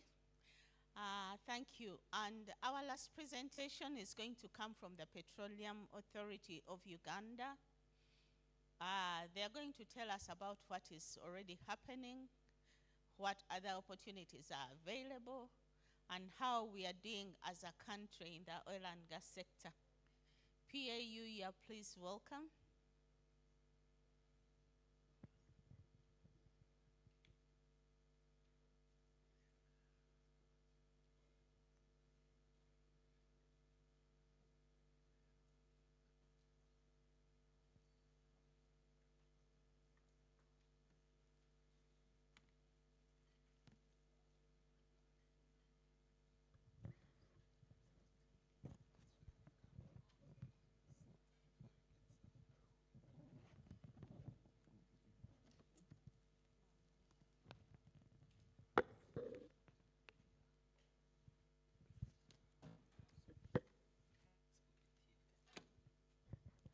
Good morning to you, colleagues. My name is Muchungu Zipasi. I work with the Petroleum Authority of Uganda as a national officer in charge of voting.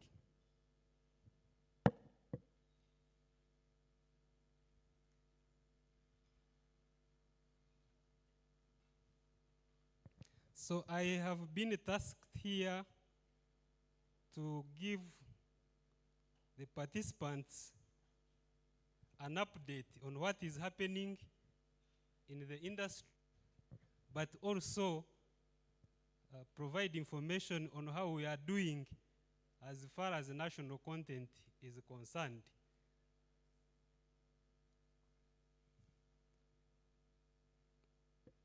Next slide, please, the first one. So I will be talking about two issues, the update of the sector, and then I update you on national content. And so, next slide. Let's talk about yeah. Usually, this slide, we communicate to the public to ensure that the public not confuse the mandates that we do have, because the Petroleum Authority of Uganda regulates the upstream and the midstream. The other parts of the industry, the downstream, is regulated by the Ministry of Energy and Mineral Development. They have Directorate of Petroleum. That's where things are happening as far as business of the downstream is concerned. I'm sure you could have had questions like this before, because people come and they are asking about the downstream. So we want to make it clear whenever we have a chance, so that we make it easier for the service. So the Ministry of Energy and Mineral Development is responsible for policy formulation, mainly. These are concerned with the laws, the regulations, and other things that do govern the industry. Whereas the Petroleum Authority of Uganda regulates the upstream and the midstream. The Petroleum Authority of Uganda, as you may be aware, was established by the Petroleum Act of 2013 that also established UNOC. UNOC, on the other hand, is the business arm, the commercial arm of government, and takes care of business on behalf of Moses. Could have talked about this in detail, so I won't going. So I will now look at what we do as the Petroleum Authority of Uganda. There are a number of areas that we do regulate. One of them being resource. This is concerned with, of course, the oil itself, the physical oil, what is happening in the subsurface. We do cost monitoring. As an investor, we want to know how much you are putting in, how much you are likely to get out, and what is there in terms of business sense. That's cost monitoring. Regulate that maybe is one of the most expensive things. As they always say, that whoever has information is the boss. So in this case, the Petroleum Authority of Uganda manages petroleum data. We do regulate health, safety, security, social, and the environment aspects of the sector. PAU is the lead agency in terms of environmental management when it comes to the petroleum sector. And then we do stakeholder management and commercialization, the refining, pipeline, and that's where the midstream, of course, is, as I have said. I skipped national content because that's why we are here. I want to end with the national content. So PAU regulates national content, and it's the reason I have been invited here to give a status on how we are doing as far as national content is concerned. What is national content? The constituents. We are looking at employment of Ugandans. We are looking at gathering experience, the value in experience, the learning process. But most importantly, we want to supply goods and services, and of course, gain some value through that way. Next slide, please. So, how are we doing? We have, I may say stages, but we have the upstream, which is in terms of exploration, but we also have the upstream in terms of production. So simply to give a brief of the projects, which I'm confident that Moses somehow highlighted some of these. And then we also have the refinery and the ECOP, the pipeline.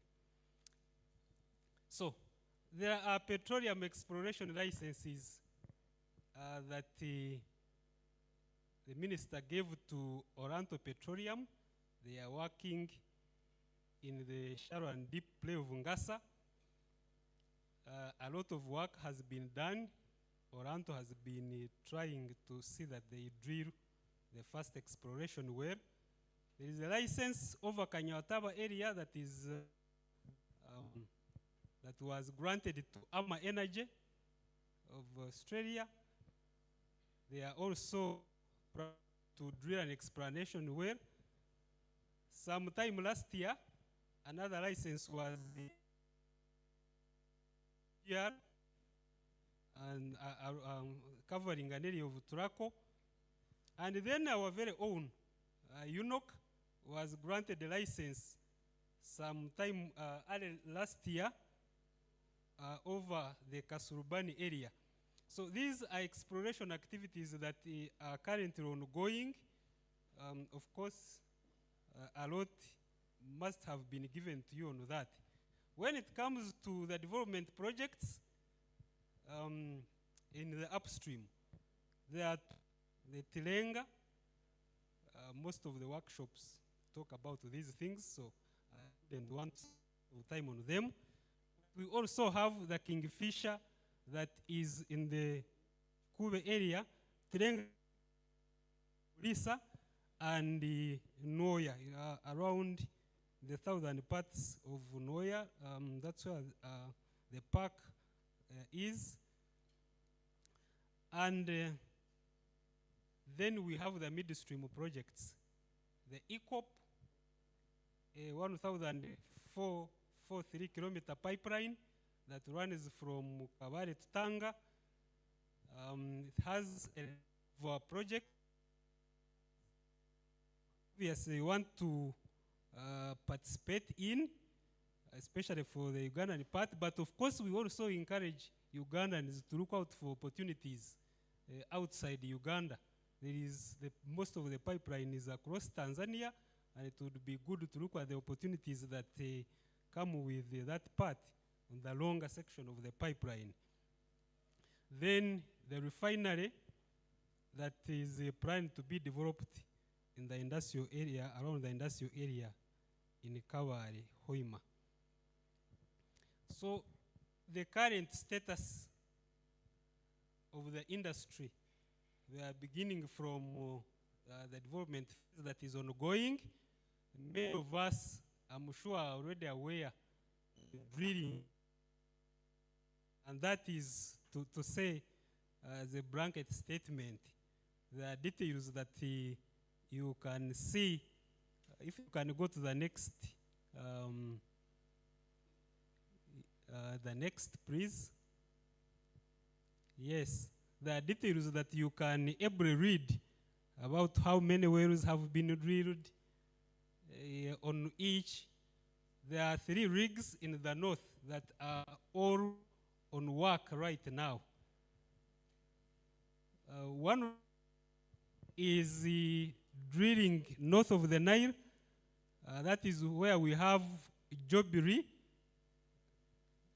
Jobiri, that JBR is Jobiri. That's the area where we have our well pads, where we have our facilities. So there are different pads where the rig is moving from one area to another. So last year, in June, we commenced drilling. 12 wells, one of the well pads, Jobiri 5. And then it was moved to Jobiri 4. And we have commenced drilling on that very well pad. The other 2 rigs are south of the Nile. One is in the Njiri area, well pads. So 8 wells have been drilled with completion. That is on one of the well pads, Njiri 3. And then it has now been moved to Njiri 1. And the drilling has commenced. The other rig is at Gunya, and specifically Gunya 1. The commencement of drilling was on last year in November, and 8 wells have now been drilled in that very area of Njiri. So you can see there is a lot of work that is ongoing in the north, particularly in the Tirenga area. Works that are ongoing with the Tirenga, mainly around the industrial area. What the main contractor of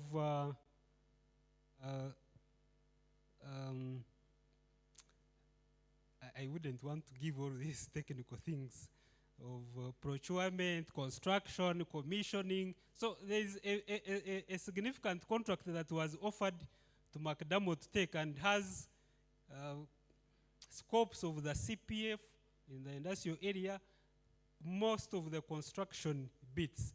But the CPF, the Central Processing Facility, simply I would say this is where most of the facilities would merge, as we say, central. So there is a lot of work that has been ongoing around the industrial area, particularly around the Central Processing Facility. These are civil works. Subcontracting to a number of farms, both Uganda and non-Ugandan farms. So around 40% of the work really has been done around that investment in the central, in the industrial area. Last year, that was around Q3 of 2023, July to September, Sinopec started the process of the feeder pipeline. The feeder pipeline, these are the pipelines that come from the well pads where somebody is drilling and is taking oil to the central processing facility before the ECOP connects to that. So a lot of work is also ongoing, commenced last year around, I think it was around October, November there, and is going to continue. That work is going to continue throughout the coming quarters. When we move to the south in Kingfisher, you may recall when we had the commencement of this project, the well pads were completed. There are 3 well pads that were completed. The 4th one is yet to commence, but we expect it to commence. And drilling also started and is currently ongoing, started early last year. So 3 wells have been drilled at well pad 2. That was the first well pad commenced drilling, and the rig was now moved to another well pad we call, these are just the numbers, just the numbering, the well pads. So well pad 3, where 4 wells have also been now, as it is in the north for Tilenga, the feeder pipeline has also commenced. The company called Daching is dealing with this.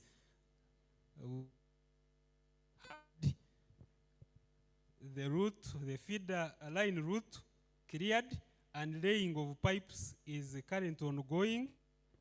Some welding and support activities are ongoing on that pipeline right now. So it is, as I talk now.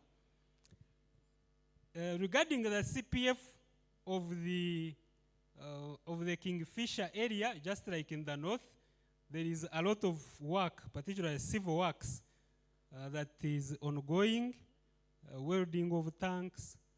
There is significant amount of earthworks that are ongoing,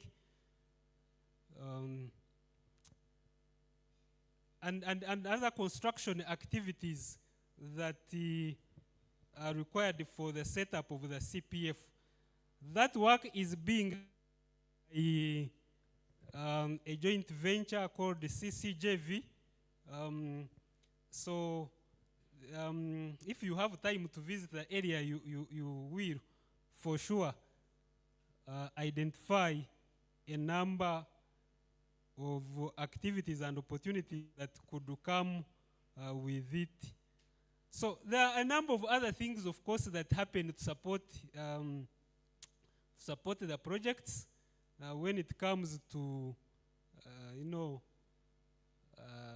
activities like protecting the shoreline, there is a social environment impact assessment report. So all those requirements that the NEMA granted, there is work, in other words, outside the core of the CPF and other civil works that closely related to oil and gas. So protection of the environment, repairs for roads, and other things that are related, social economic, that are related with the implementation of the project. They are all ongoing right now as we speak. When it comes to the East African ECOP project, we are all aware it starts from Kabar, of course. It's going to Tanga for amount of kilometers at length. Detailed design continues to be undertaken. We can say more than 60%. And of course, ECOP as a company was offered a construction license sometime last year. And is also work that is ongoing. These works, companies are trying to put preliminary civil works, such as material yard construction,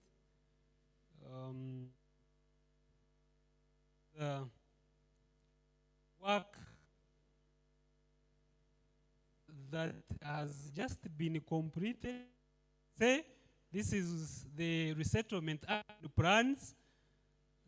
There was a lot of work that was related to settling individuals that were affected. Much of that work has been done quite well. So now we go in construction, and we begin with the other civil works. A company called the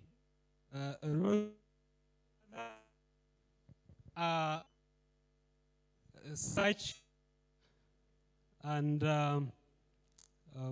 it would be important, of course, that although this is a unique workshop, that attendees have an idea of what other similar companies aspiring to work for gas are doing to maximize this kind of benefit. We do have other oil and gas support infrastructure.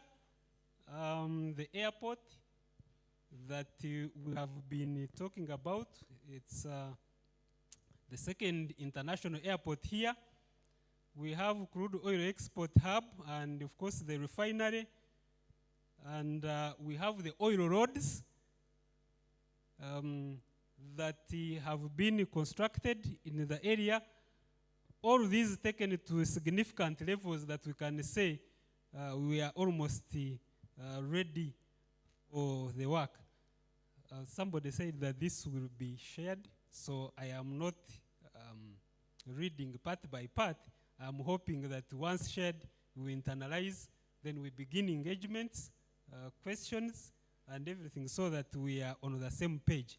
So those are some of the updates that we have for the sector, and you can see that we have moved. But of course, as I had said at the beginning, the issue is that we are moving well with the dream. Areas here are supporting the industry. Roads, let them be the airport, other infrastructure, are supporting the industry. The goal, as you may have seen the earlier slides, is to have our first oil as quickly as we can. The second part of my presentation is the update on how we are doing with national content achievements. But maybe to just remind participants in this room how we define national content in Uganda. It's largely defined in terms of value addition. How much of the goods or services that you source from within the country are you utilizing within your company, so that the Ugandans and Ugandan companies benefit it. So the law, the regulation is defined it as so. So the value is in terms of the goods and services that obtained from Uganda and also employing Ugandans. We do regulate this, of course. We want to have an edge in terms of how we bring the human capacity. We want to see people that are competent and can so do work, not only here, but if there are other opportunities across the borders, it should be an honor if we see our Ugandans go across and do the same work. We want to achieve in-country value creation, and so we retain as much as we can, and then we want to develop competitiveness. This is what, when we talk of competitiveness, we do not quite look at individuals, look at companies, because these are two capacities. You have an individual that can actually do work, but it's different for a company to be competitive enough to go out there and compete with other companies. As you are aware, oil and gas is an international business. So the goal here is that a Ugandan company can accumulate experience and be competent enough to go out and compete with the other companies from other countries, wherever they could be coming from. Next slide, please. So to go into the gist of the matter here, employment has increased over time. The graph that you see here records employment numbers from 2017 up to the end of 2023. You can see how the dynamics, how the numbers have been changing. Of course, between 2019 and 2020, there was kind of a dip somehow. That's the time we had the issues of COVID, and at the time there was some uncertainty about the final investment decision. So things were, I would say, low. At the time, Taro also pulled out what technical colleagues call farming out. And so the numbers were a little bit going down. In recent years, especially from 2021, companies came on board and started gearing up for the final investment decision. When it was finally taken in 2022, the major projects that we've talked about, these ones led by McDermott and Sinopec, the COSILs, they came on board and brought people on board. That was the time we started looking at the numbers from community employment somehow going up during that time. So by the end of 2023, we had more than 13,000 employees on board. About 90% of them were Ugandan. These are just direct employees. We sometimes take interest in looking at how the rest of the economy is being affected with the estimates of indirect and induced employment. Around 33,000 are estimated to be in the indirect employment, whereas the induced part around 75. Somebody from had earlier talked about this kind of terminology, induced and indirect, because usually the work of oil and gas or any other industry is not necessarily at the face. So you won't be necessarily saying, I want to have a contract with Sinok or Total or UNOC. But once UNOC gives a contract to a company, the other company needs support services. Let it be insurance, maybe financing, maybe you want to supply human resource. All that is the work that affects the central business that you are working on. In this case, if it was oil and gas. So we do take interest in these matters to look at how the industry is being affected, and we have an arm of economics that deals with the linkages to look at how the money from oil and gas, because finally it has to be dispersed into the economy. If it doesn't, of course, you are aware that we will be at a loss. So we take interest into that. For UNOC, at the end of last year, there were 31 employees that were dedicated to these projects. UNOC is very big. I know it has 130-something employees. What I put here are those employees that we know are kind in the regulatory circle of the PAU. But UNOC has other employees that at PAU we usually say these are government employees and then these are project employees. But those are just the dynamics for the purpose of measurement. So there were 31 of them, and we had community employment. This is overall of more than 4,000 people.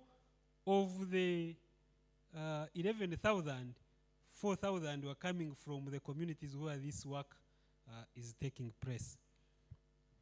When it comes to goods and services, we have also seen the increase, especially in absolute values of contracts being awarded to Ugandans. Again, this data records from 2017 up to the end of 2023. Relative terms, by the end of 2023, close to 5 billion had been actually awarded. What happens here is that you, a licensee, you submit requests for budgets for all these contracts, and the PAU approves them. Now, some of them may be frame contracts, saying we have this work but stretches over 3, 4 years or 5 years, as most of the contracts say are. Now, when you go back and you are UNOC or you are Total, you then call out and award these contracts to the contractors. Now, what has actually been called out is 4.9 billion, close to 5, whereas the PAU has approved the bid evaluation reports, or the plans, I would say, worth 7 billion. 5 billion has been actually awarded. Now, the estimate of national content at the time of award is 1.8 that you see on the left part of this presentation.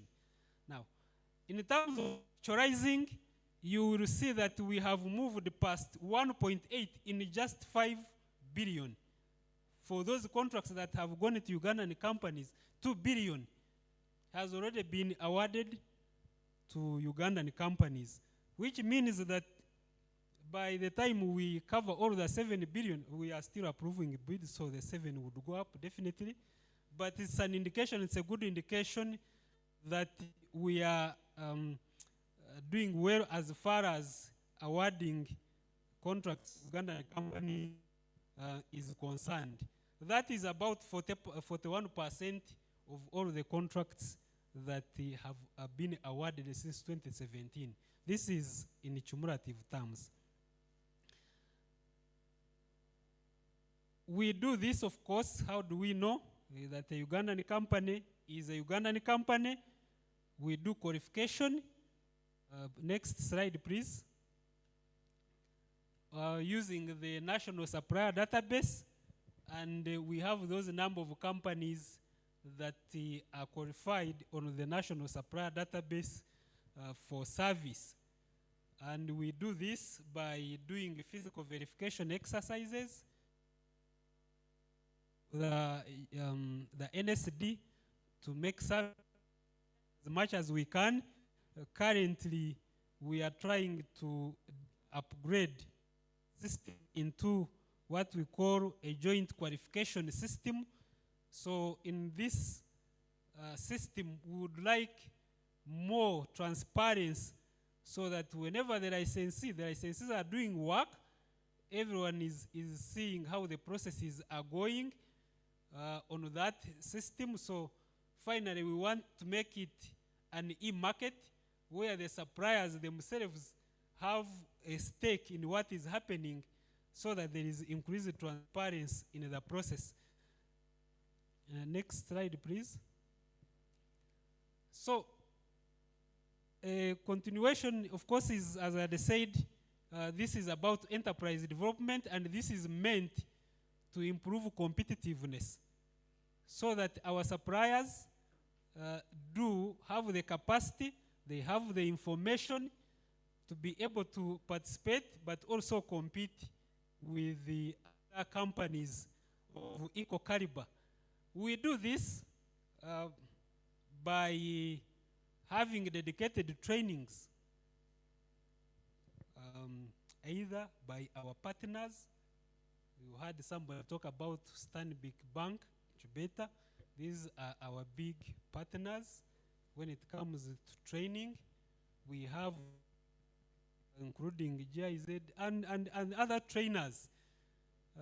Recently, we had the support from World African Development Bank that helped to train about 400 of suppliers along the ECOP.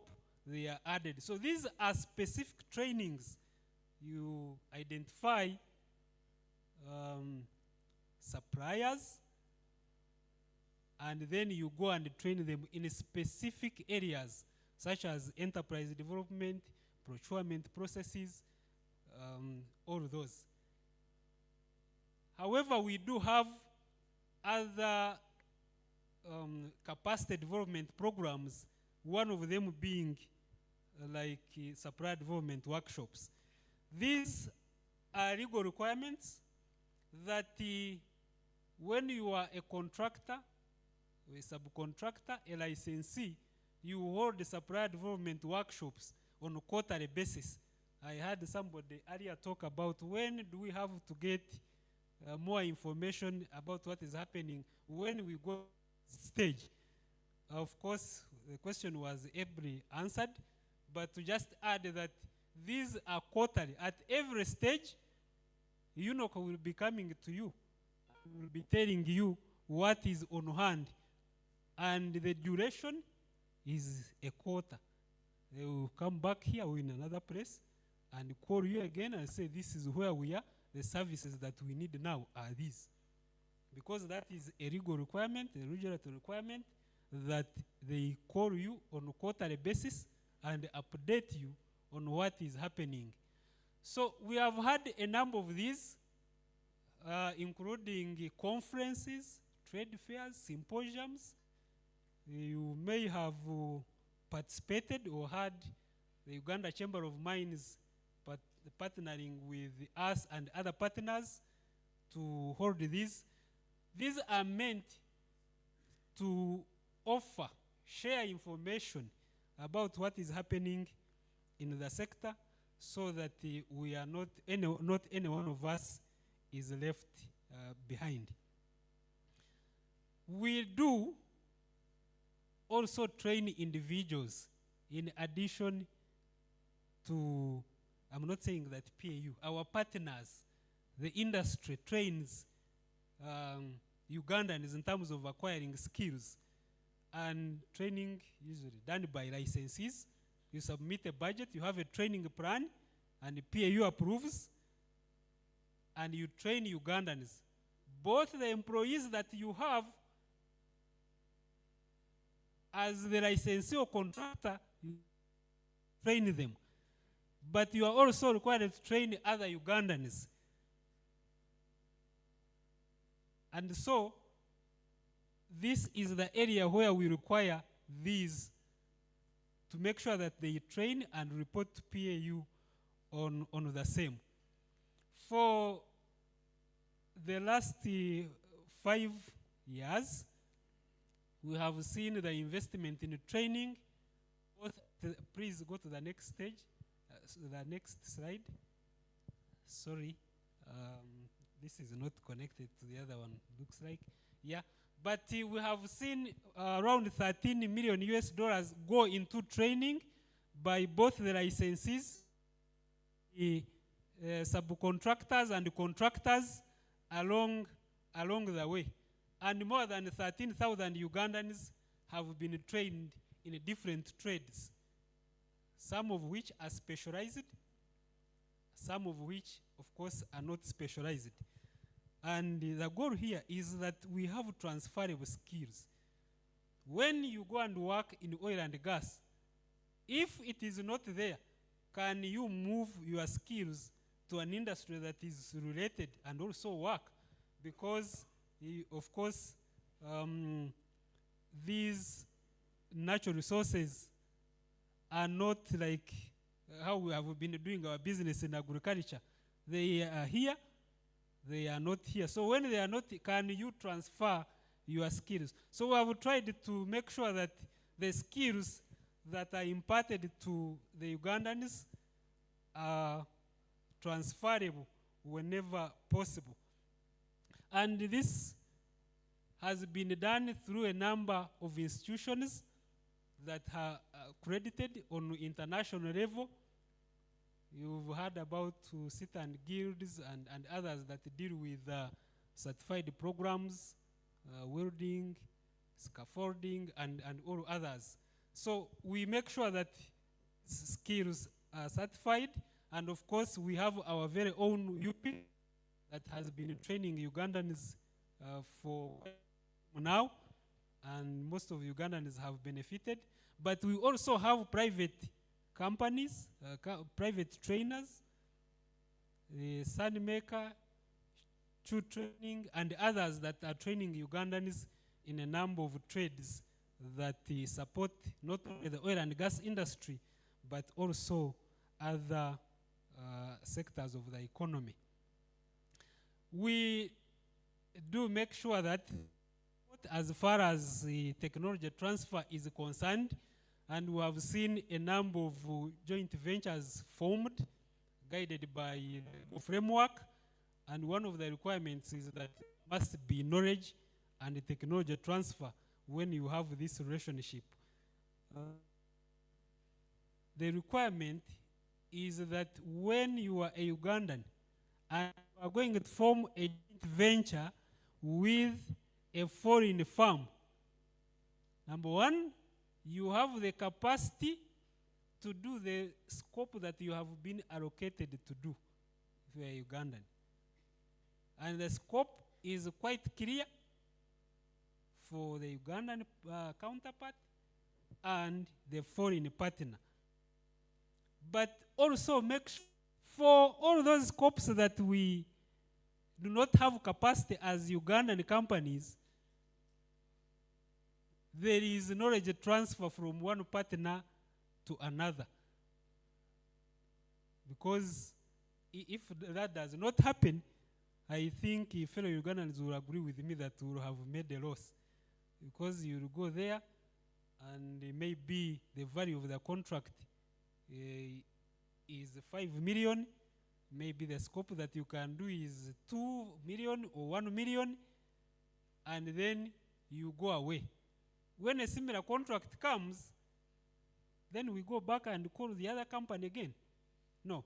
The goal here is that you build the capacity in that relationship so that when it happens again, we can have a Ugandan company at least do a significant, if not all, the scope of that contract that is similar to what you participated in the previous encounter.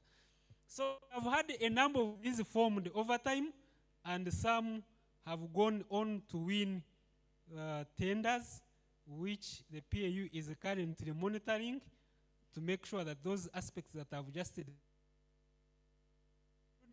as described, usually they do have joint venture agreements, and all of these variables are clearly defined, and the PAU comes to when fulfilled. There has been also interactions with the other training institutions, Makerere University and Chambogo University, in terms of sharing knowledge. We have had companies share the softwares, the technical softwares for training Ugandans. Please go to the next slide.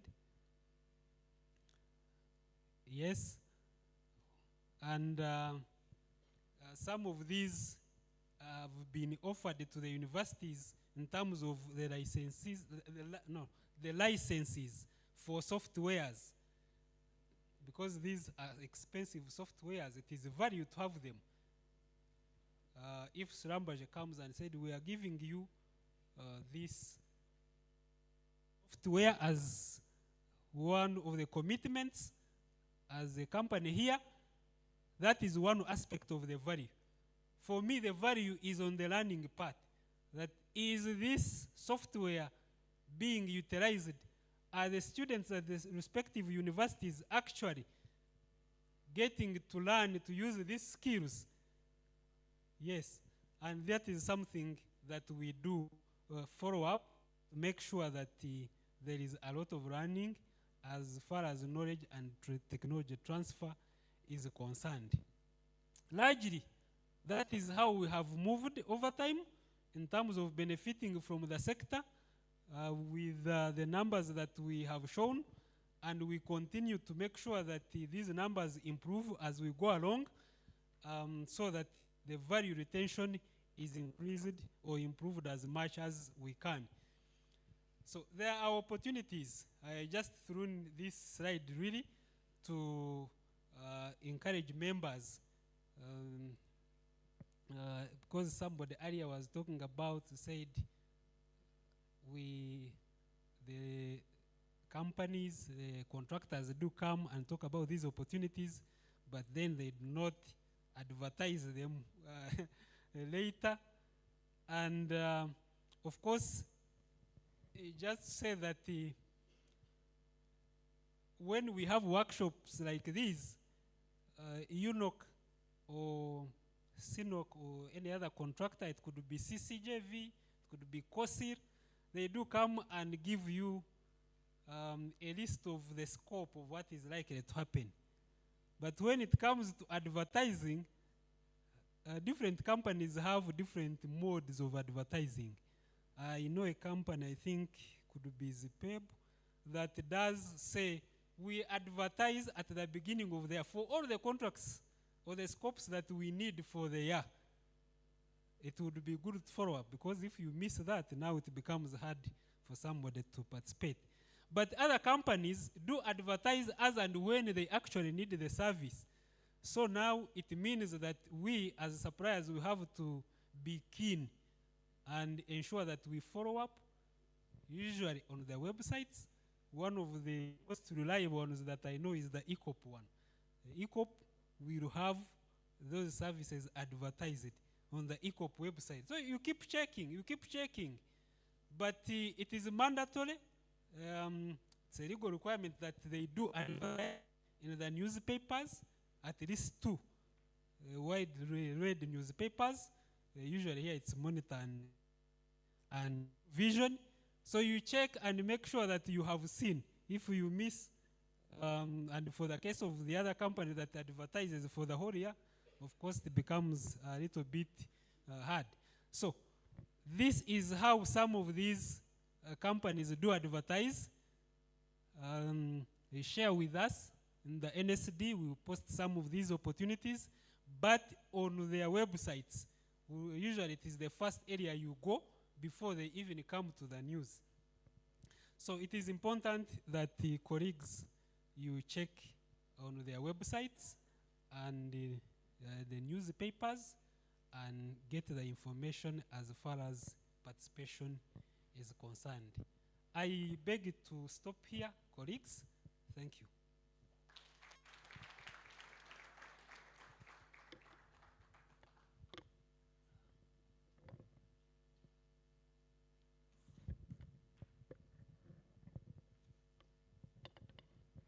Thank you very much, PAU, for that insightful presentation.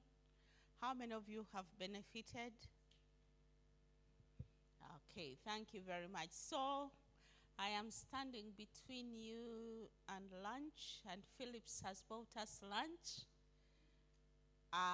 So questions, closing remarks, and then lunch.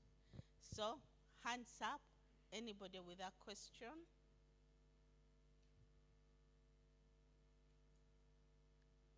Okay.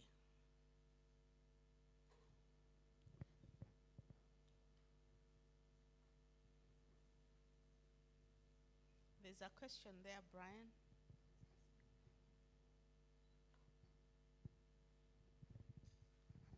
Thank you, Brian, and thank you, Jessica. We are coming close to the end, and it's been very, very exciting. My question is going to PAU.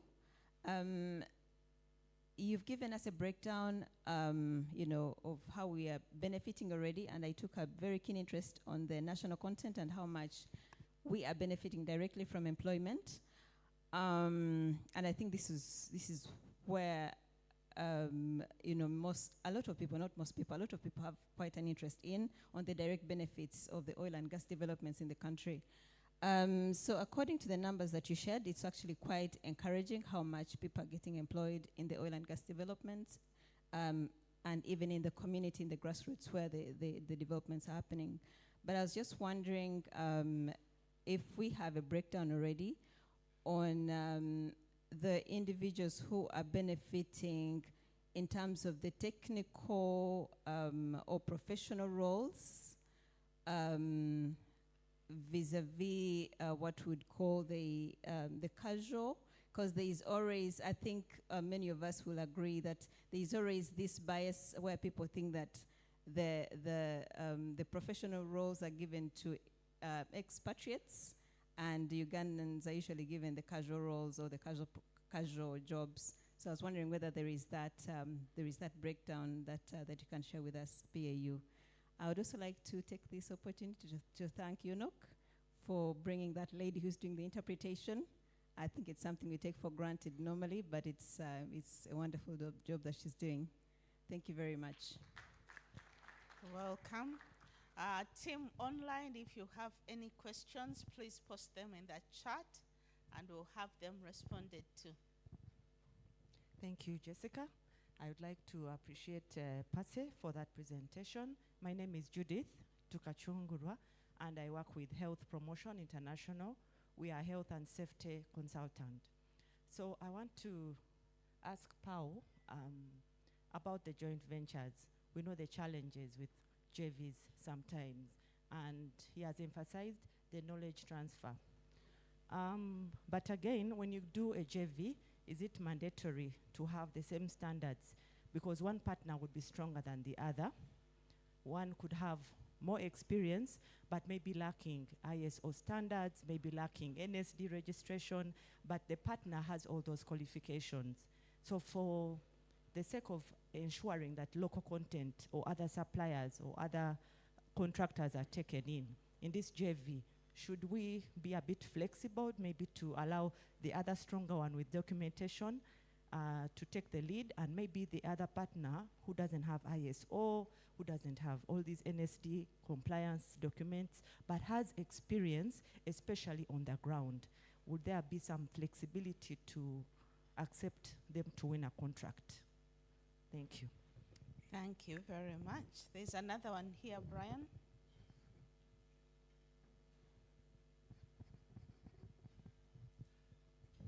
Thank you, Brian.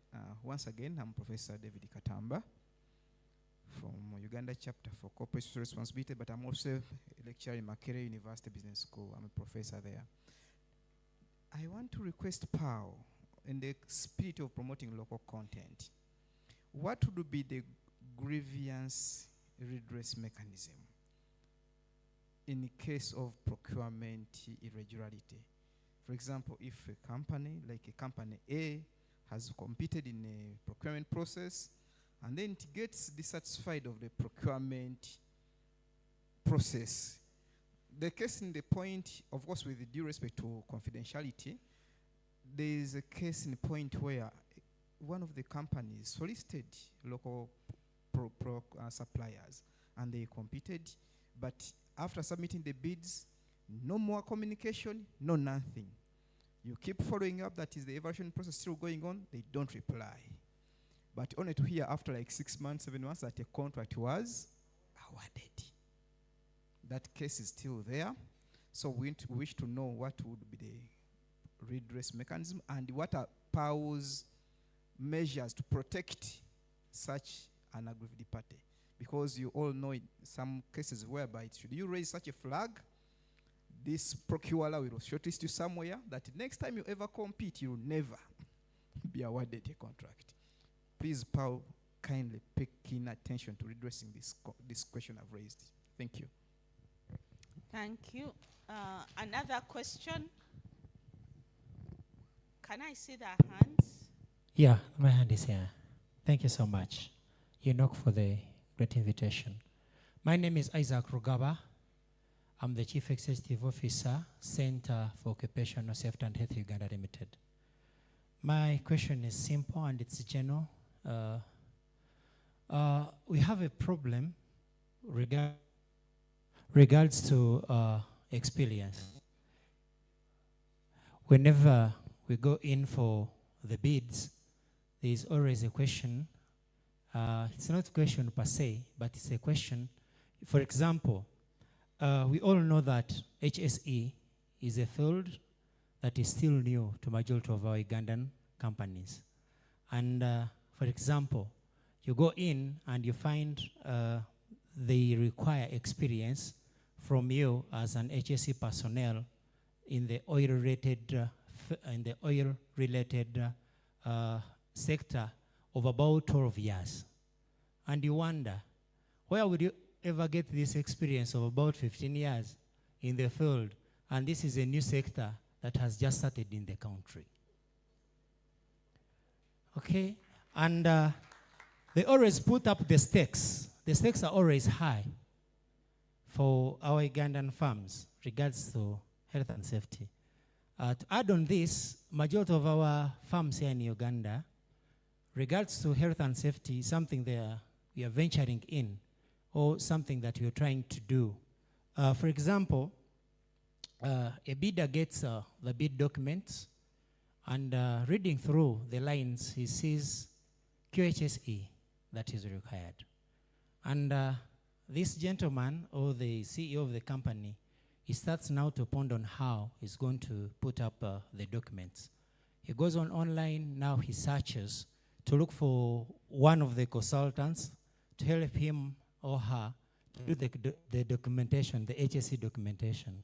Not knowing that the HSE documentation is not something that you'll do in a blink of an eye, within 2 or 3 days. The documents are so huge. You need policies, procedures, and you'll find you will not be in position to help the client that has come into your premises. So for people who are here and you have not yet on your HSE, kindly work on it. It is very tight, and you always find a lot of pressure from clients attending to their documents. But to wrap it all on the experience, for example, I was reading in today's paper, there is a certain farm, it is Sinok. No, it's not Sinok, it is China Petroleum Engineering and Construction Corporation. It needs an HSC director with 10 years. If you have not been outside Uganda, there's nowhere you can get this experienced personnel in this country, I do believe. Thank you.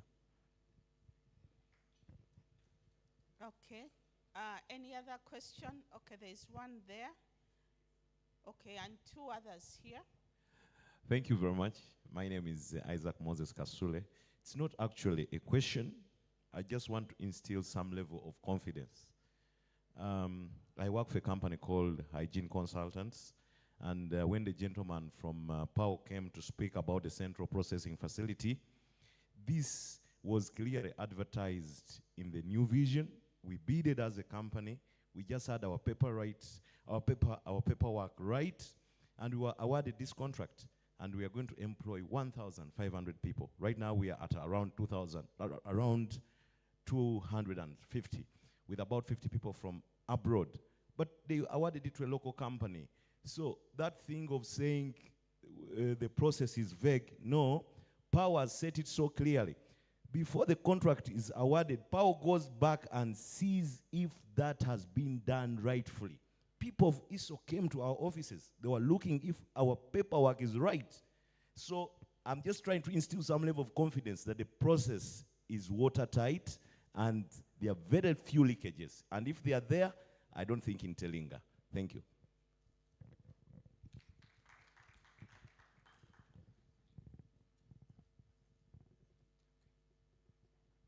Okay, thank you.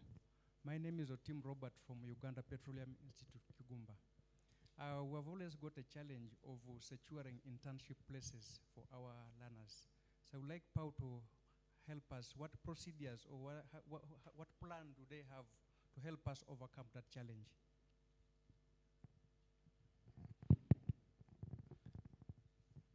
Thank you so much. Thank you, Enoch, for the organization. My name is Louis Gava. I'm a project manager with Turner and Townsend. We do project management, cost management services in the infrastructure space. Now, with regards to the issue of national content or local content, it's quite a very good initiative that we are picking up through PAO. But I know we've discussed a lot up until getting the contracts. You know how to get into the contracts. And I know Barbara was quite keen on elaborating more on how to implement these contracts from a compliance standpoint. Now, I also want to ask now on the side of the employer, in this case would be UNOC.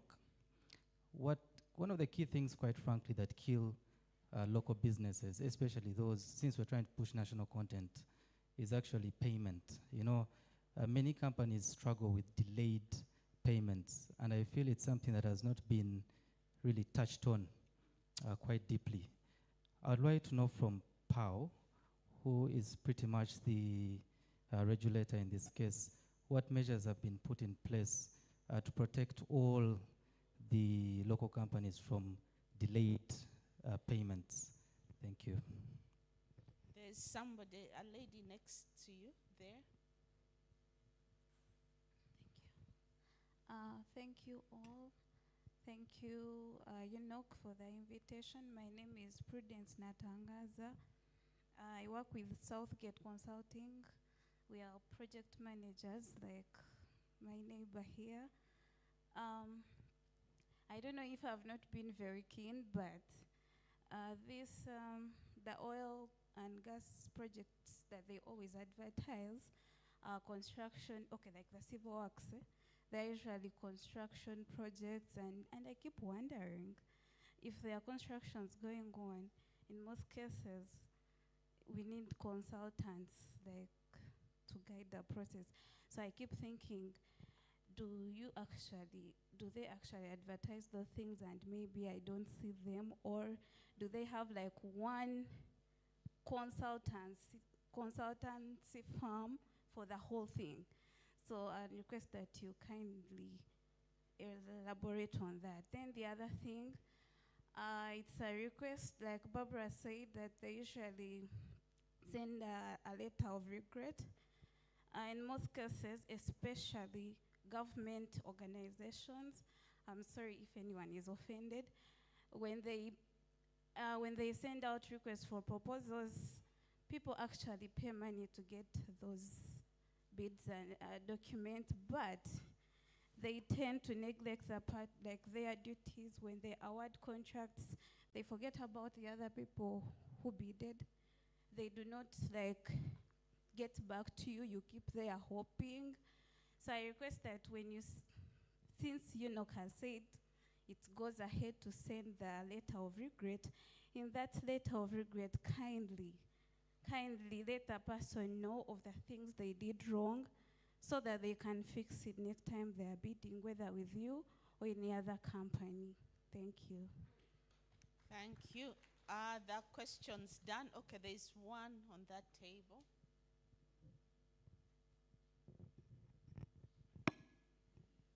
Hello, my name is Angela Ndaula and I work for Housing Finance Bank. Mine is not a question, but it's just probably a reaction to what one of our partners mentioned about delayed payments and funding opportunities. What I'd like to say is that we've realized that there are some challenges, of course, as government, as we fund government projects and government contractors. And so we have a workaround, and I would like to encourage, just in case you're stranded, or even if you're not stranded and you need financing, and of course you'll anticipate delays, we are happy to support you. So you're welcome at Housing Finance Bank. Thank you. Yes, and that is really very, very, very important to have a relationship with your bankers. Many people are actually getting security-free loans from their banks as long as they have a good working relationship. And it is a serious, serious advice she has given. So the questions are done. Table, who is responding to what?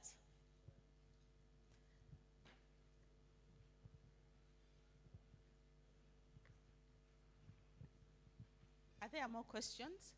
No?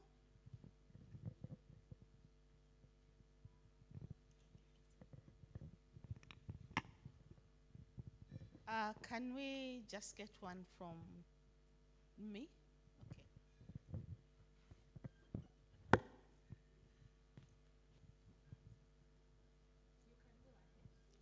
Thank you for that opportunity. There are a number of questions that have come up. Of course, yeah, this is the number. I did not clearly capture the name of the lady who talked about the issue of casual employment then versus Patricia. Yeah. So you are asking whether you do have the numbers in terms of the categories of technical. So the law usually defines areas we call management, technical, and then others.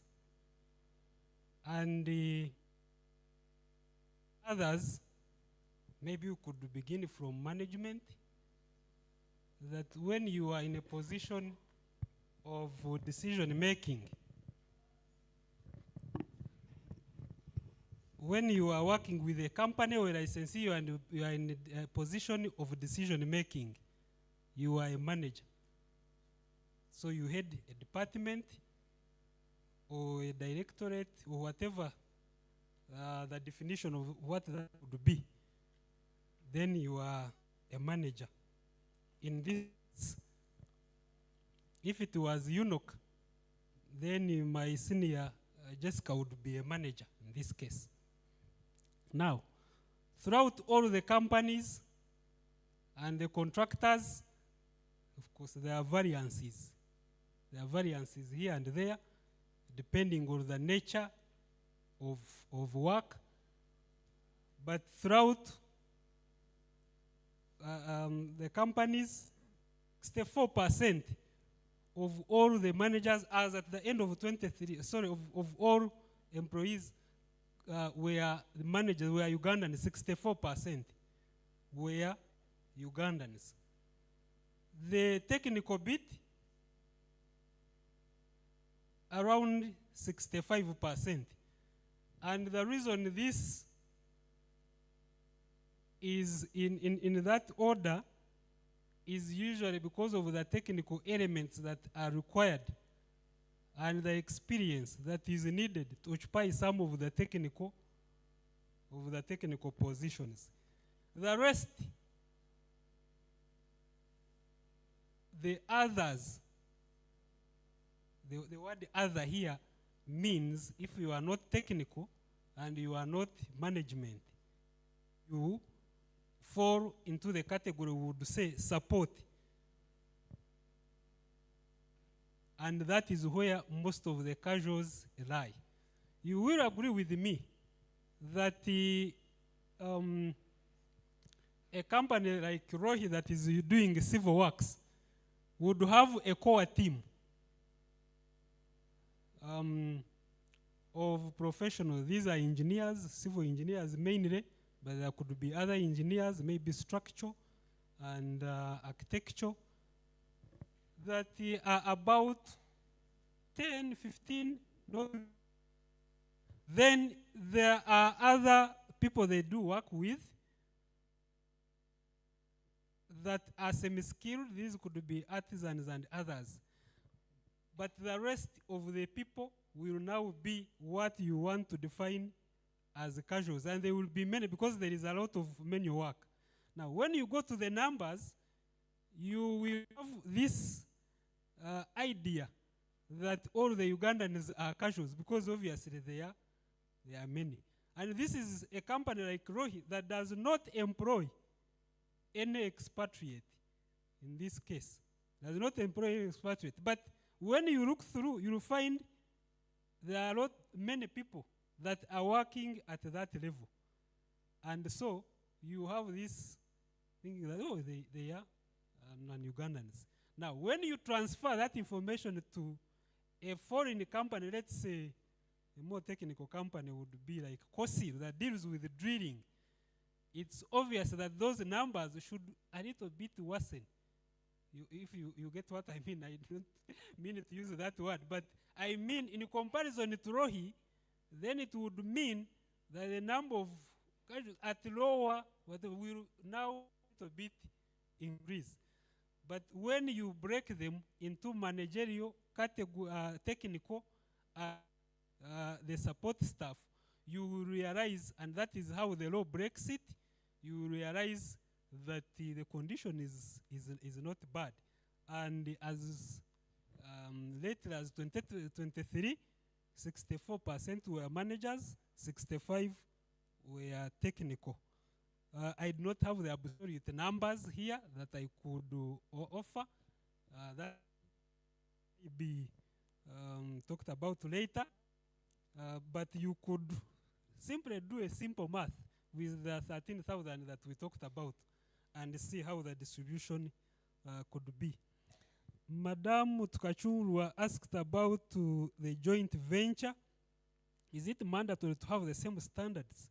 Why don't we be flexible when it comes to local participation? Here, the requirements for a JV are also well defined. When you are going to form a JV, what do? You first look at the work that has been advertised. Then you decide that you have all the capacity, you go and take it alone. Or you realize that you do not have all the capacity for one reason or another, and one of those reasons could be like certification. You are not allowed because you are not certified to do certain scopes of that work. Then you go and look for a joint venture partner, usually a foreigner. Then you write a joint venture agreement, you submit it to PAU for the team to review. Then they look at the PAU looks at the scopes and see whether what you are saying is true in relation to what you have actually submitted and the scope. Now, PAU would not have much to say, given that these contracts are offered by the licensees and other contractors. Because you submit your bid, you will be evaluated for competence, the technical aspects, the financial bits. And so you must comply at that level. So it remains with you, the supplier, to find somebody who fits in your gaps. And then you submit a joint venture for evaluation to the PAU. Flexibility should be exercised at the time when you are finding the partner that you want to work with. And I request that you look at the regulations to see the guidelines that are given, how you fit into one another before you submit to PAU in terms of the gaps that you have as a Ugandan company. The professor is asking about whether there is a process for addressing grievance and then how to protect a whistleblower, whatever that could be. Yes, there is, and it is also a regulated aspect that when you are a contractor, you should have a structure that supports grievance mechanism. If you have a complaint, you can complain to the other person who has the one like licensee responsible for the bid. However, we do understand that sometimes it is not possible to go and complain to your employer for various reasons that he mentioned. Can come to PAU and whether an email, and we have received some of these really anonymous emails, but the PAU protects you in any way if you want to go confidential and your issue is addressed and within the regulations. For of course, referring to only the regulations, there is a similar provision to address these issues. If you are not satisfied with the process, you can come to PAU or write to PAU, and we have addressed some of these issues. I would want to take that with the issue from Louis. Gava, I think Gava, who talked about delayed payments and the measures that we have in place to address the matter. I want to apologize that I should have talked about that very issue. I had noted it somewhere to talk about it, but unfortunately I forgot somehow. Yes, we know that in recent, and if there are any contractors in this meeting, it is important that we have a candid discussion about this issue that is coming up. It is being discussed both outside the PAU conferences like this, and also the conflicts that do happen between the employers and the suppliers.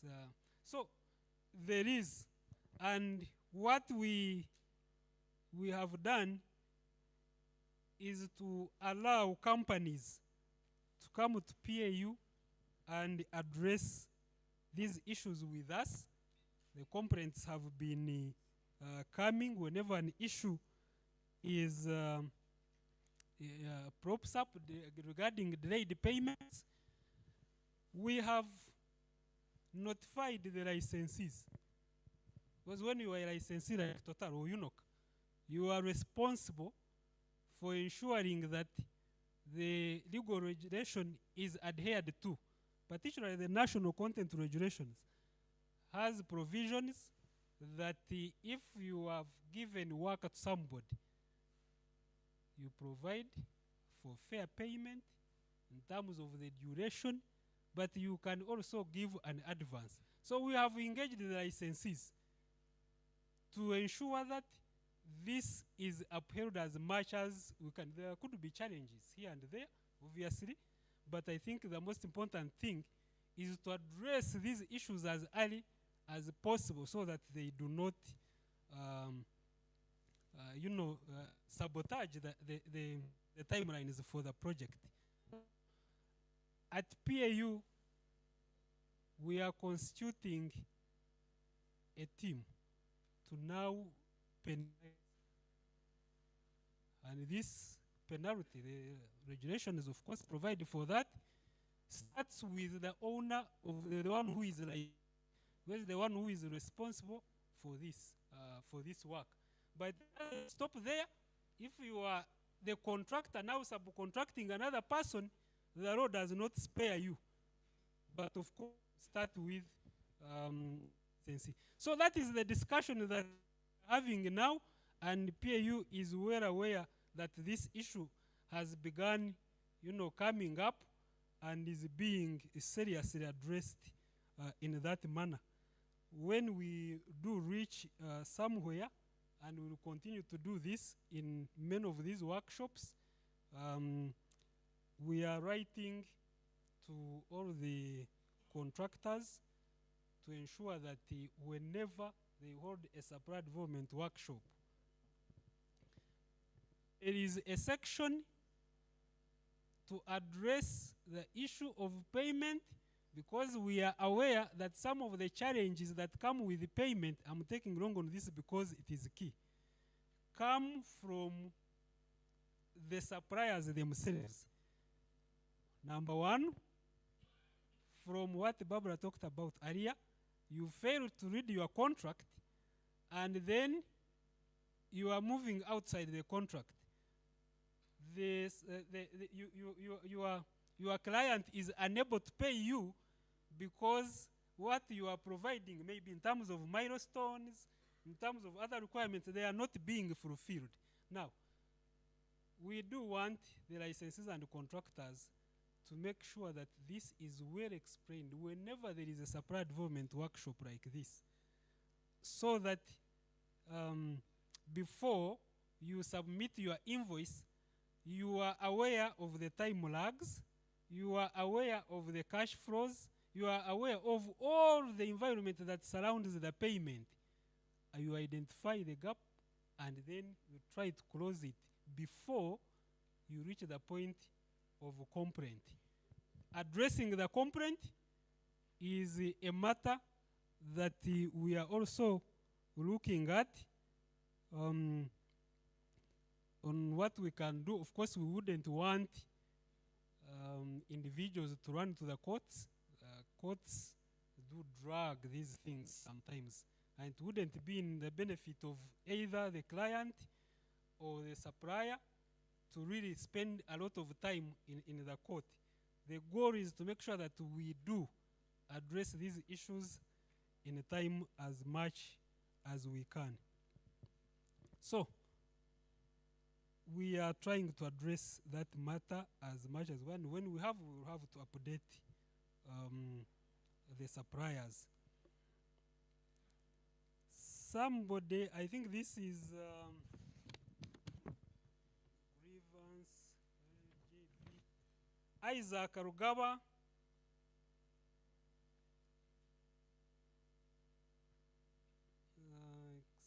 Experience. He was talking about the issue of experience, requiring experience. I am not sure whether he was talking about in terms of employment or supply of goods and services. But in any case, whatever case it would be, the PAU reviews all the submissions.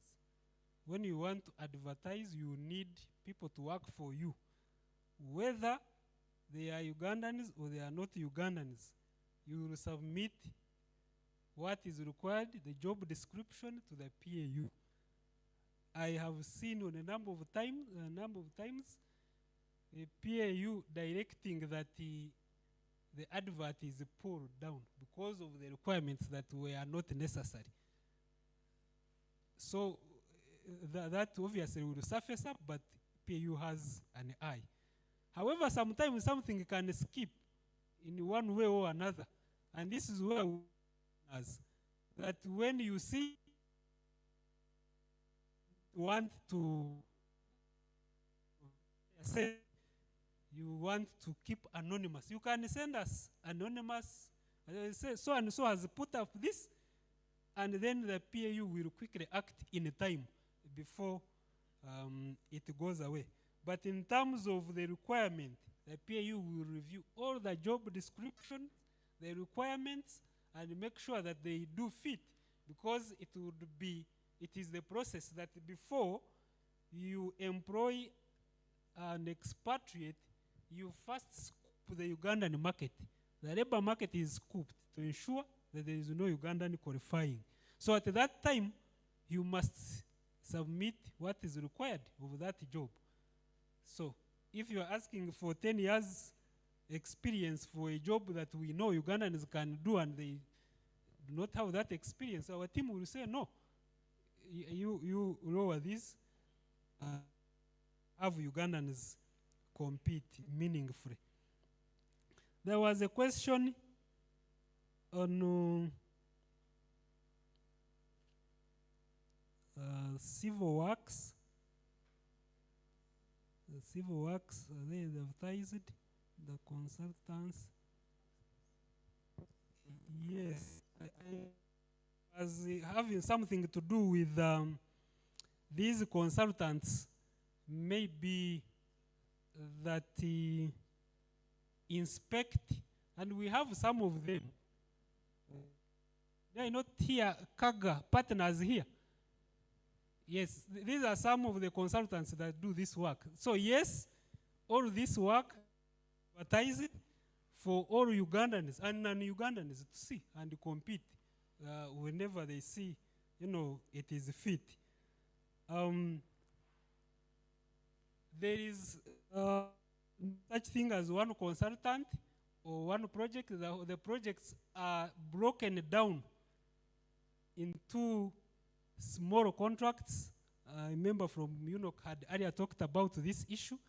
We call it unbundling, so that for every scope, you must break it down to what Ugandans can actually afford and participate in. So that is the process. And some of the members here can testify that for all the works that we do have, there are inspectors, there are people who do other things. There are people who supply manpower. So there are different scopes that are broken down to ensure that all Ugandans do participate meaningfully whenever they can. And all these are advertised, sure that everyone who participates. Of course, there are regulatory requirements. A case in point, these procurement thresholds, and it is important that you review them so that you understand all the procurement requirements for oil and gas. This one was on the issue of regrets. Again, we have been at PAU for 3 years. I think I have seen like 2 or 3 complaints that have come. So there are not so many that you feel that the client fails to give feedback to the people, the bidders. There are not very many complaints, but I have seen like 3. I addressed those. You can complain whenever you have such issue. You simply write to PAU, you visit us, and then you address the issue with us. But it is a requirement in the regulation that a subcontractor or licensee, you actually give feedback to those ones that have not gone to, they have not been successful in the bid. I think the same with the PPDA. I always see those things pinned up, but we take it further to make sure that the contractor gives actual feedback, either by email or other means, to those ones that participated and did not qualify. So if that is not the case, you can come to PAU and we see where the problem was, and we do address the matter as much as we can. I don't know if there is anything else. I think I've addressed most of the issues. Thank you. Thank you very much. Would like Jeremy to talk on practical side of things as procurement. Thank you, Jessica. So there were 3 key questions that I'll take up just quickly within less than 5 minutes. One was the issue of do we advertise? The lady addressed that issue. All these will be adverts are put in based on thresholds. Now the threshold for advertising, if you're looking at the upstream or the oil and gas, is $500,000 and above. So anything above that will be advertised. The rest have different thresholds. Then there's the issue of payment. Please read your contracts. Different contracts have different timelines. And these payments will apply after works have been certified. Okay. After works have been certified. So you have a scenario where a bidder does not complete the work or is halfway the work and he invoices you. That we do not count from. We count from the date that the works have been certified. And this is indicated in your contracts. Please make sure as you take on these contracts, ensure that you have actually read and understood the clauses that are there. The last one is in regards to, PPDA, we do inform people in case you fail. We have a best evaluated bidder notice, so we do issue that to you. And the reason why you failed. In oil and gas, we'll simply write to you a regret letter that you have not been able to. We do not drill down to the reason why. But there's requirements where you can be able to come in and we can have a debrief with you in regards to the reasons why you failed. Thank you.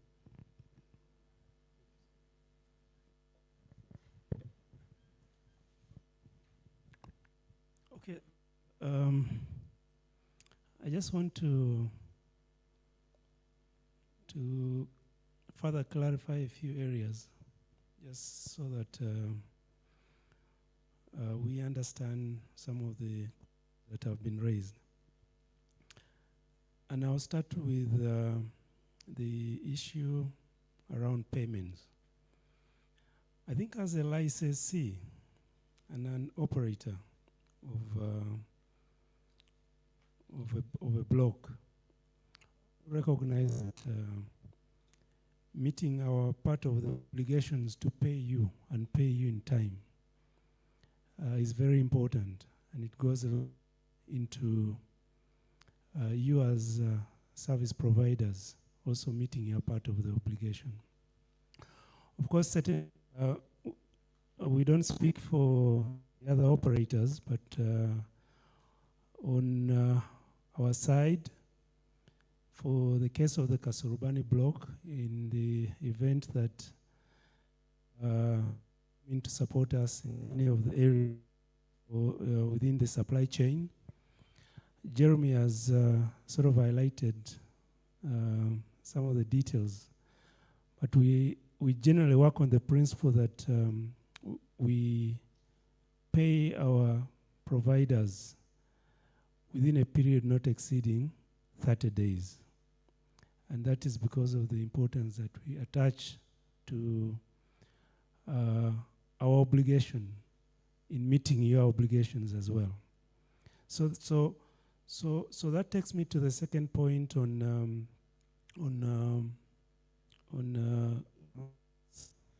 grievance management or grievance handling that was raised by Professor Katamba, if I get it right. Now, I'll again address it from the point of view of Kasuruban, where we are regulated by the Petroleum Authority of Uganda. I know he touched on it a bit, and he asked you to go and read the regulation that deals with this. But I wanted to just say that, one, that in the event that you have a complaint, as a licensee and as an operator, the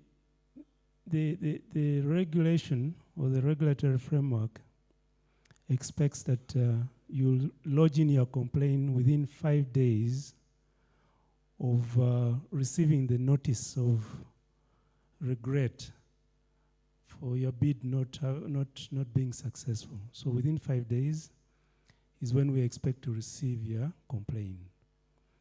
And having received your complaint, we are also mandated by the regulation to address that complaint with you within a period of 15 days. But also, most importantly, we are expected to report to the Petroleum Authority of Uganda, our regulator, on all the complaints that we have received, but most importantly, how we have addressed them. So I think it's important for you to understand that, so that even as you raise these issues, you're sure that you have actually raised them within the timeline required for under the regulation. I think you can as well send an anonymous complaint to us, but I think our regulator has clarified that very well, that in the event that you're not comfortable sending it to us who are giving you the work, the next best destination is actually to lodge that anonymous complaint to the regulator, and they will handle it. So I think it's important, like our colleague Barbara said, that you familiarize yourself with some of these elements of the regulatory framework that governs the sector, so that you're clear on your rights and the time frame within which you can exercise those rights. And then finally, I think there's been a bit of questions around as a supplier community, you see work going on and you're not pretty sure where the opportunities were advertised. I just wanted to add my voice to the clarification that was given by my colleague here on the procurement processes. And again, this is highlighted or detailed in the regulatory framework. So as an operator, we are mandated to advertise all procurements that are in excess of 500,000 USD. So all those are expected to be advertised for competitive bidding. Now, anything below 500,000 USD and greater than 50,000 USD, we have the opportunity to go into the national supplier database that is managed by the regulator and select companies, at least 3, that have been registered in the national supplier database for those specific services, and we send them invitation or expression of interest for those services. Now, I want to just underscore here that while the regulation mandates us to advertise all procurements in excess of 500,000, it doesn't stop us from also advertising those that are less than 500,000. Yeah? If, as an operator, we feel that we shall get best value for our money, for those services, for a service that is under 500,000 US dollars, we will certainly still go ahead and advertise it for competitive bidding. But all I'm trying to say is that it's not mandatory for us to advertise it, but we can also as well advertise anything that is less than 500,000. So below 50,000 or 50,000 and below, the regulation categorizes them as micro procurement, and largely because of the scale of the activities as we see it in the industry. So I think first thing first, it's important that you're an NSD so that in the event that we go for selective bidding for one reason or another for procurements that are less than 500,000 US dollars, we're able to pick you as a provider for those services that we are looking for. That's one. Two is, yes, if there is any procurement that you have seen that you know that has a value in excess of 500,000 and you think was not advertised, I think our colleague has been very clear that you can lodge a complaint and ask the questions, the right questions, so that you can also get those answers. So those are the areas that I thought I would just add a few more, shed a few more lights on. Thank you very much for those sitting here. They've been very insightful and certainly speaks to the fact that you're very keen in taking up these opportunities. Thank you once again. Thank you very much, Phillips, for that. And we appreciate our online team. Claire said great training. You said very informative. Kevin, you have appreciated. Yes, you want the slides. Dutch registration online, yes, you on the National Supplier Database, the registration is online. Fiona, a procurement via electronic government procurement for oil and gas, no, but we are developing a joint qualification system because the electronic government procurement was based on PPDA requirements and our thresholds, like Phillips has said, are different. Joseph, what certifications do I require to bid for a contract? Like was explained, not every procurement requires for certifications. Look at the bid requirement and you'll be able to find out where you need certification and where you don't. And then Robert, you have said most professional rules, and you are very grateful. So we thank you, online team, for walking through with us all this long. And before we close, I would call Catherine, who is the Chief Human Resource Officer. Maybe he'll also talk about the 12, 14, 15 years required of employees, but some of us have been in the industry for 10 and more years. So there are Ugandans actually who have been in the industry for more than 10 years, and definitely a number of recruitment agencies also get employees from Ugandans who are working on the international scene that have oil and gas certifications. Catherine.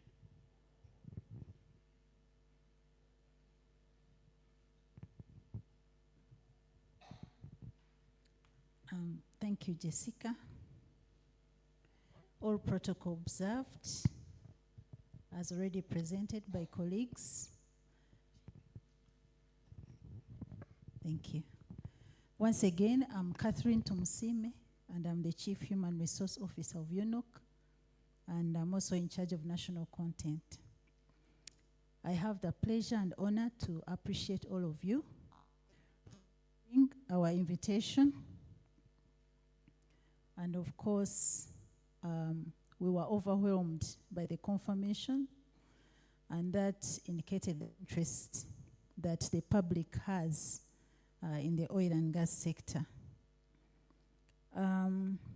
This quarterly event gives us an opportunity to share all the opportunities that are available across the petroleum value chain. And in this particular one, we emphasized the Kasuruban contract area. I hope we took note of all the opportunities that we shared. We also use the quarterly engagements to communicate the compliance requirements, and this time we emphasized contract management.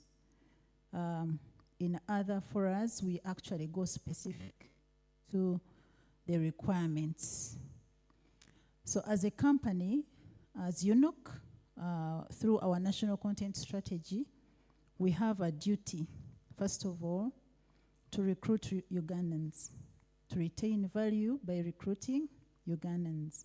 So we usually give them preference. We have to re-advertise as many times, at least twice, before we can get an expatriate.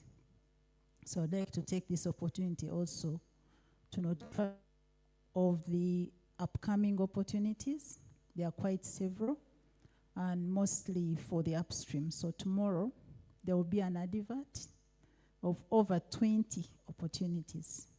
So please express your interest or share with your loved ones tomorrow in the newspaper and on Monday, and of course our website. So, and most of them, over 50%, will support the Kasuruban contract area. So they are upstream jobs, but other departments as well. So, of course, as you noted, our structure is filled at 46%. With people are complaining, there's a lot of unemployment, and the structure is still empty. Of course, we can't just fill. It depends on how the projects are progressing. So the human resource requirements keep increasing. The projects also grow. So I encourage all of you to avoid the bias of they already have the people. We are an equal opportunity employer, and please make every effort to apply. It's also related to contract management, by the way, and bidding. Let me say more, since I'm HR, about applying. Actually, don't read adverts. They just see the opportunity. We have 3 weeks. We run the advert for 3 weeks, external adverts. But they actually don't read the specific requirements we need. Usually we want certified documents, and you find like over 60% submit uncertified academic documents. So the same thing like bidding. So we drop them, and you find a lot of complaints of corruption and things like that, which we don't do. So I encourage you to usually read the adverts in detail. Back to our duty, we also have a duty to retain value by preferring or giving priority to local farms. As my colleagues have already stated, which the regulator really puts emphasis on as much as possible. So we try to be as transparent and open to the tenders as much as we can. We also have a duty to enhance the capacity of local communities to benefit from these projects.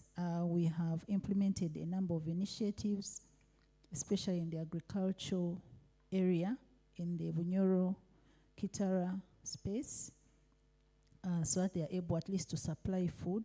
If you're not a technical expert, at least you're able to supply something that can be consumed. We also have an opportunity, rather a duty, to build the operatorship capacity. So we start now, since we are an operator for Kasuruban for the first time. We hope in 10 to 15 years to be able to be at a level of an IOC. So we can also go international, but also manage some of these fields ourselves. Given that, all this we implement through our national content strategy, and hopefully that we can achieve the gains. It's therefore my conviction that we are walking away, first of all, understanding who UNOC is and our mandate, the role of different players, which has been highlighted. Sometimes people cannot differentiate, but we must present the same so that when we are bidding or when we have inquiries, we know who to contact. It's my hope also that we've taken note of other opportunities in other projects all the way through the petroleum value chain, including but not limited to the joint venture opportunities, the employment opportunities, accommodation, goods and supplies, training and development, insurance, to mention but a few. I also hope that we took note of the opportunities in the Kasuruban contract area over the 6 years of exploration. So kindly take interest, and of course the timelines that we have flashed all the way to 2026. And of course periodically we shall be coming back to share more where we are and the opportunities as they arise. We took note of the several challenges that the local firms go through, mostly experience, financial, technical, but we need to take advantage of the joint ventureship opportunity that helps you to partner with someone else who can do it better. But also there is unregulated joint venture partnership locally. If you see a contract and you think you don't have enough finances or technical capacity or human resource, you can still work with a local company and agree on a profit sharing agreement. Then you can be able to raise the capacity. For example, you might need security services. You need 1,000 security guards and you can't supply them. So why not contact a local firm to raise the human resource? So there are so many opportunities that we can exploit. We cannot overemphasize contract management. Again, paying attention to the minor details that sometimes cost us the opportunity to get the contracts. Just imagine the trouble you go through to prepare a bid only to lose it away. It wouldn't be worth it. As investors or business people, we need to make effort to make sure that we do proper contract management. Last but not least, I would like to really call upon you, or all of us, to prepare. Prepare, prepare, and prepare. Because the projects are different stages. Some of the opportunities probably have already left us since some contracts are already awarded, but we are just at the beginning phase of oil development in the country. So we need to take time to establish the contract requirements. There are things which are standard that people start looking at the last minute, like tax clearance, trading licenses, NSSF. We all know now that HSE is a standard. It's a requirement. Why wait for the contract? We all know that national content is a why wait for the bid?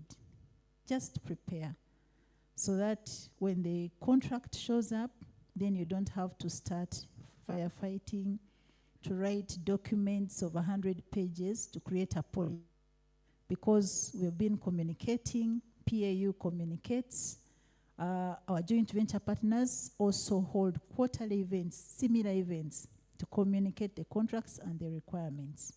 So let us prepare and prepare and prepare. We've taken note of the achievements by the PAU through national content, and we want to appreciate the member that has highlighted the same. That said, allow me to pass on once again an appreciation to a number of people. One is our shareholders for the support, the continued support to help us deliver the mandate before us. I would like to appreciate the acting CEO, the general manager for the upstream, Mr. Phillips Obita. Thank you very much for keeping with us here. I would like to appreciate our esteemed presenters, all of you, PAU, Moses, Barbara. Thank you so much. Our JV partners present, and special recognition to our sign language ladies. Please stand up for recognition. There are two. Stand up, please. Yeah, thank you. At UNOC, we have a DEI policy, and as much as possible, we endeavor to include in any way possible. So at least our colleagues who can't hear or speak, they are able to take part, and we support them whenever possible. I would like to appreciate the UNOC team led by Miss Jessica. Stand up. Where are the other UNOC members? Maybe some are outside. If you're a UNOC team member, please stand up. Yeah. Thank you very much for all the preparations. Last but not least, I would like to applaud all of you. Let us applaud ourselves. Thank you so much. Yeah, this workshop wouldn't be possible without you, so we truly appreciate your presence. I would like to just add that if you need any support, any information, the procurement team, the legal team, the upstream team is always ready to support you. Just make an appointment so that you don't bounce at our offices. We can always give you the details of these bids and the requirements. You can come early and say, if I need to bid for item ABC, because we might not reach up to you, but you can reach out to us. I am a supplier of this service. What do I need? So the team is always ready to support you and give you the information you need so that you can prepare. Allow me at this moment, after all this, to declare the workshop closed and to wish you the best of the day. Thank you very much.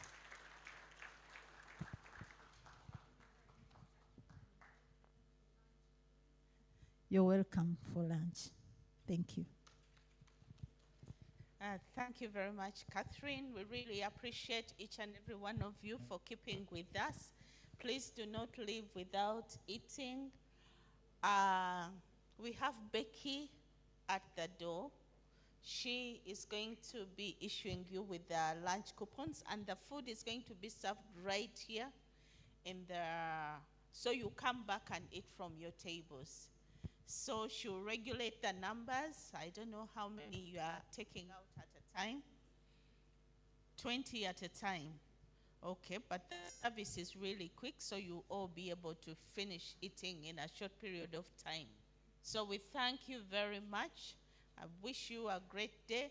And remember, kindly, for some of you who put wrong email addresses, please correct your emails on the NSD. Some of you have wrong emails on the National Supplier Database, and that is the forum that we are using to get in touch with you. So kindly correct that.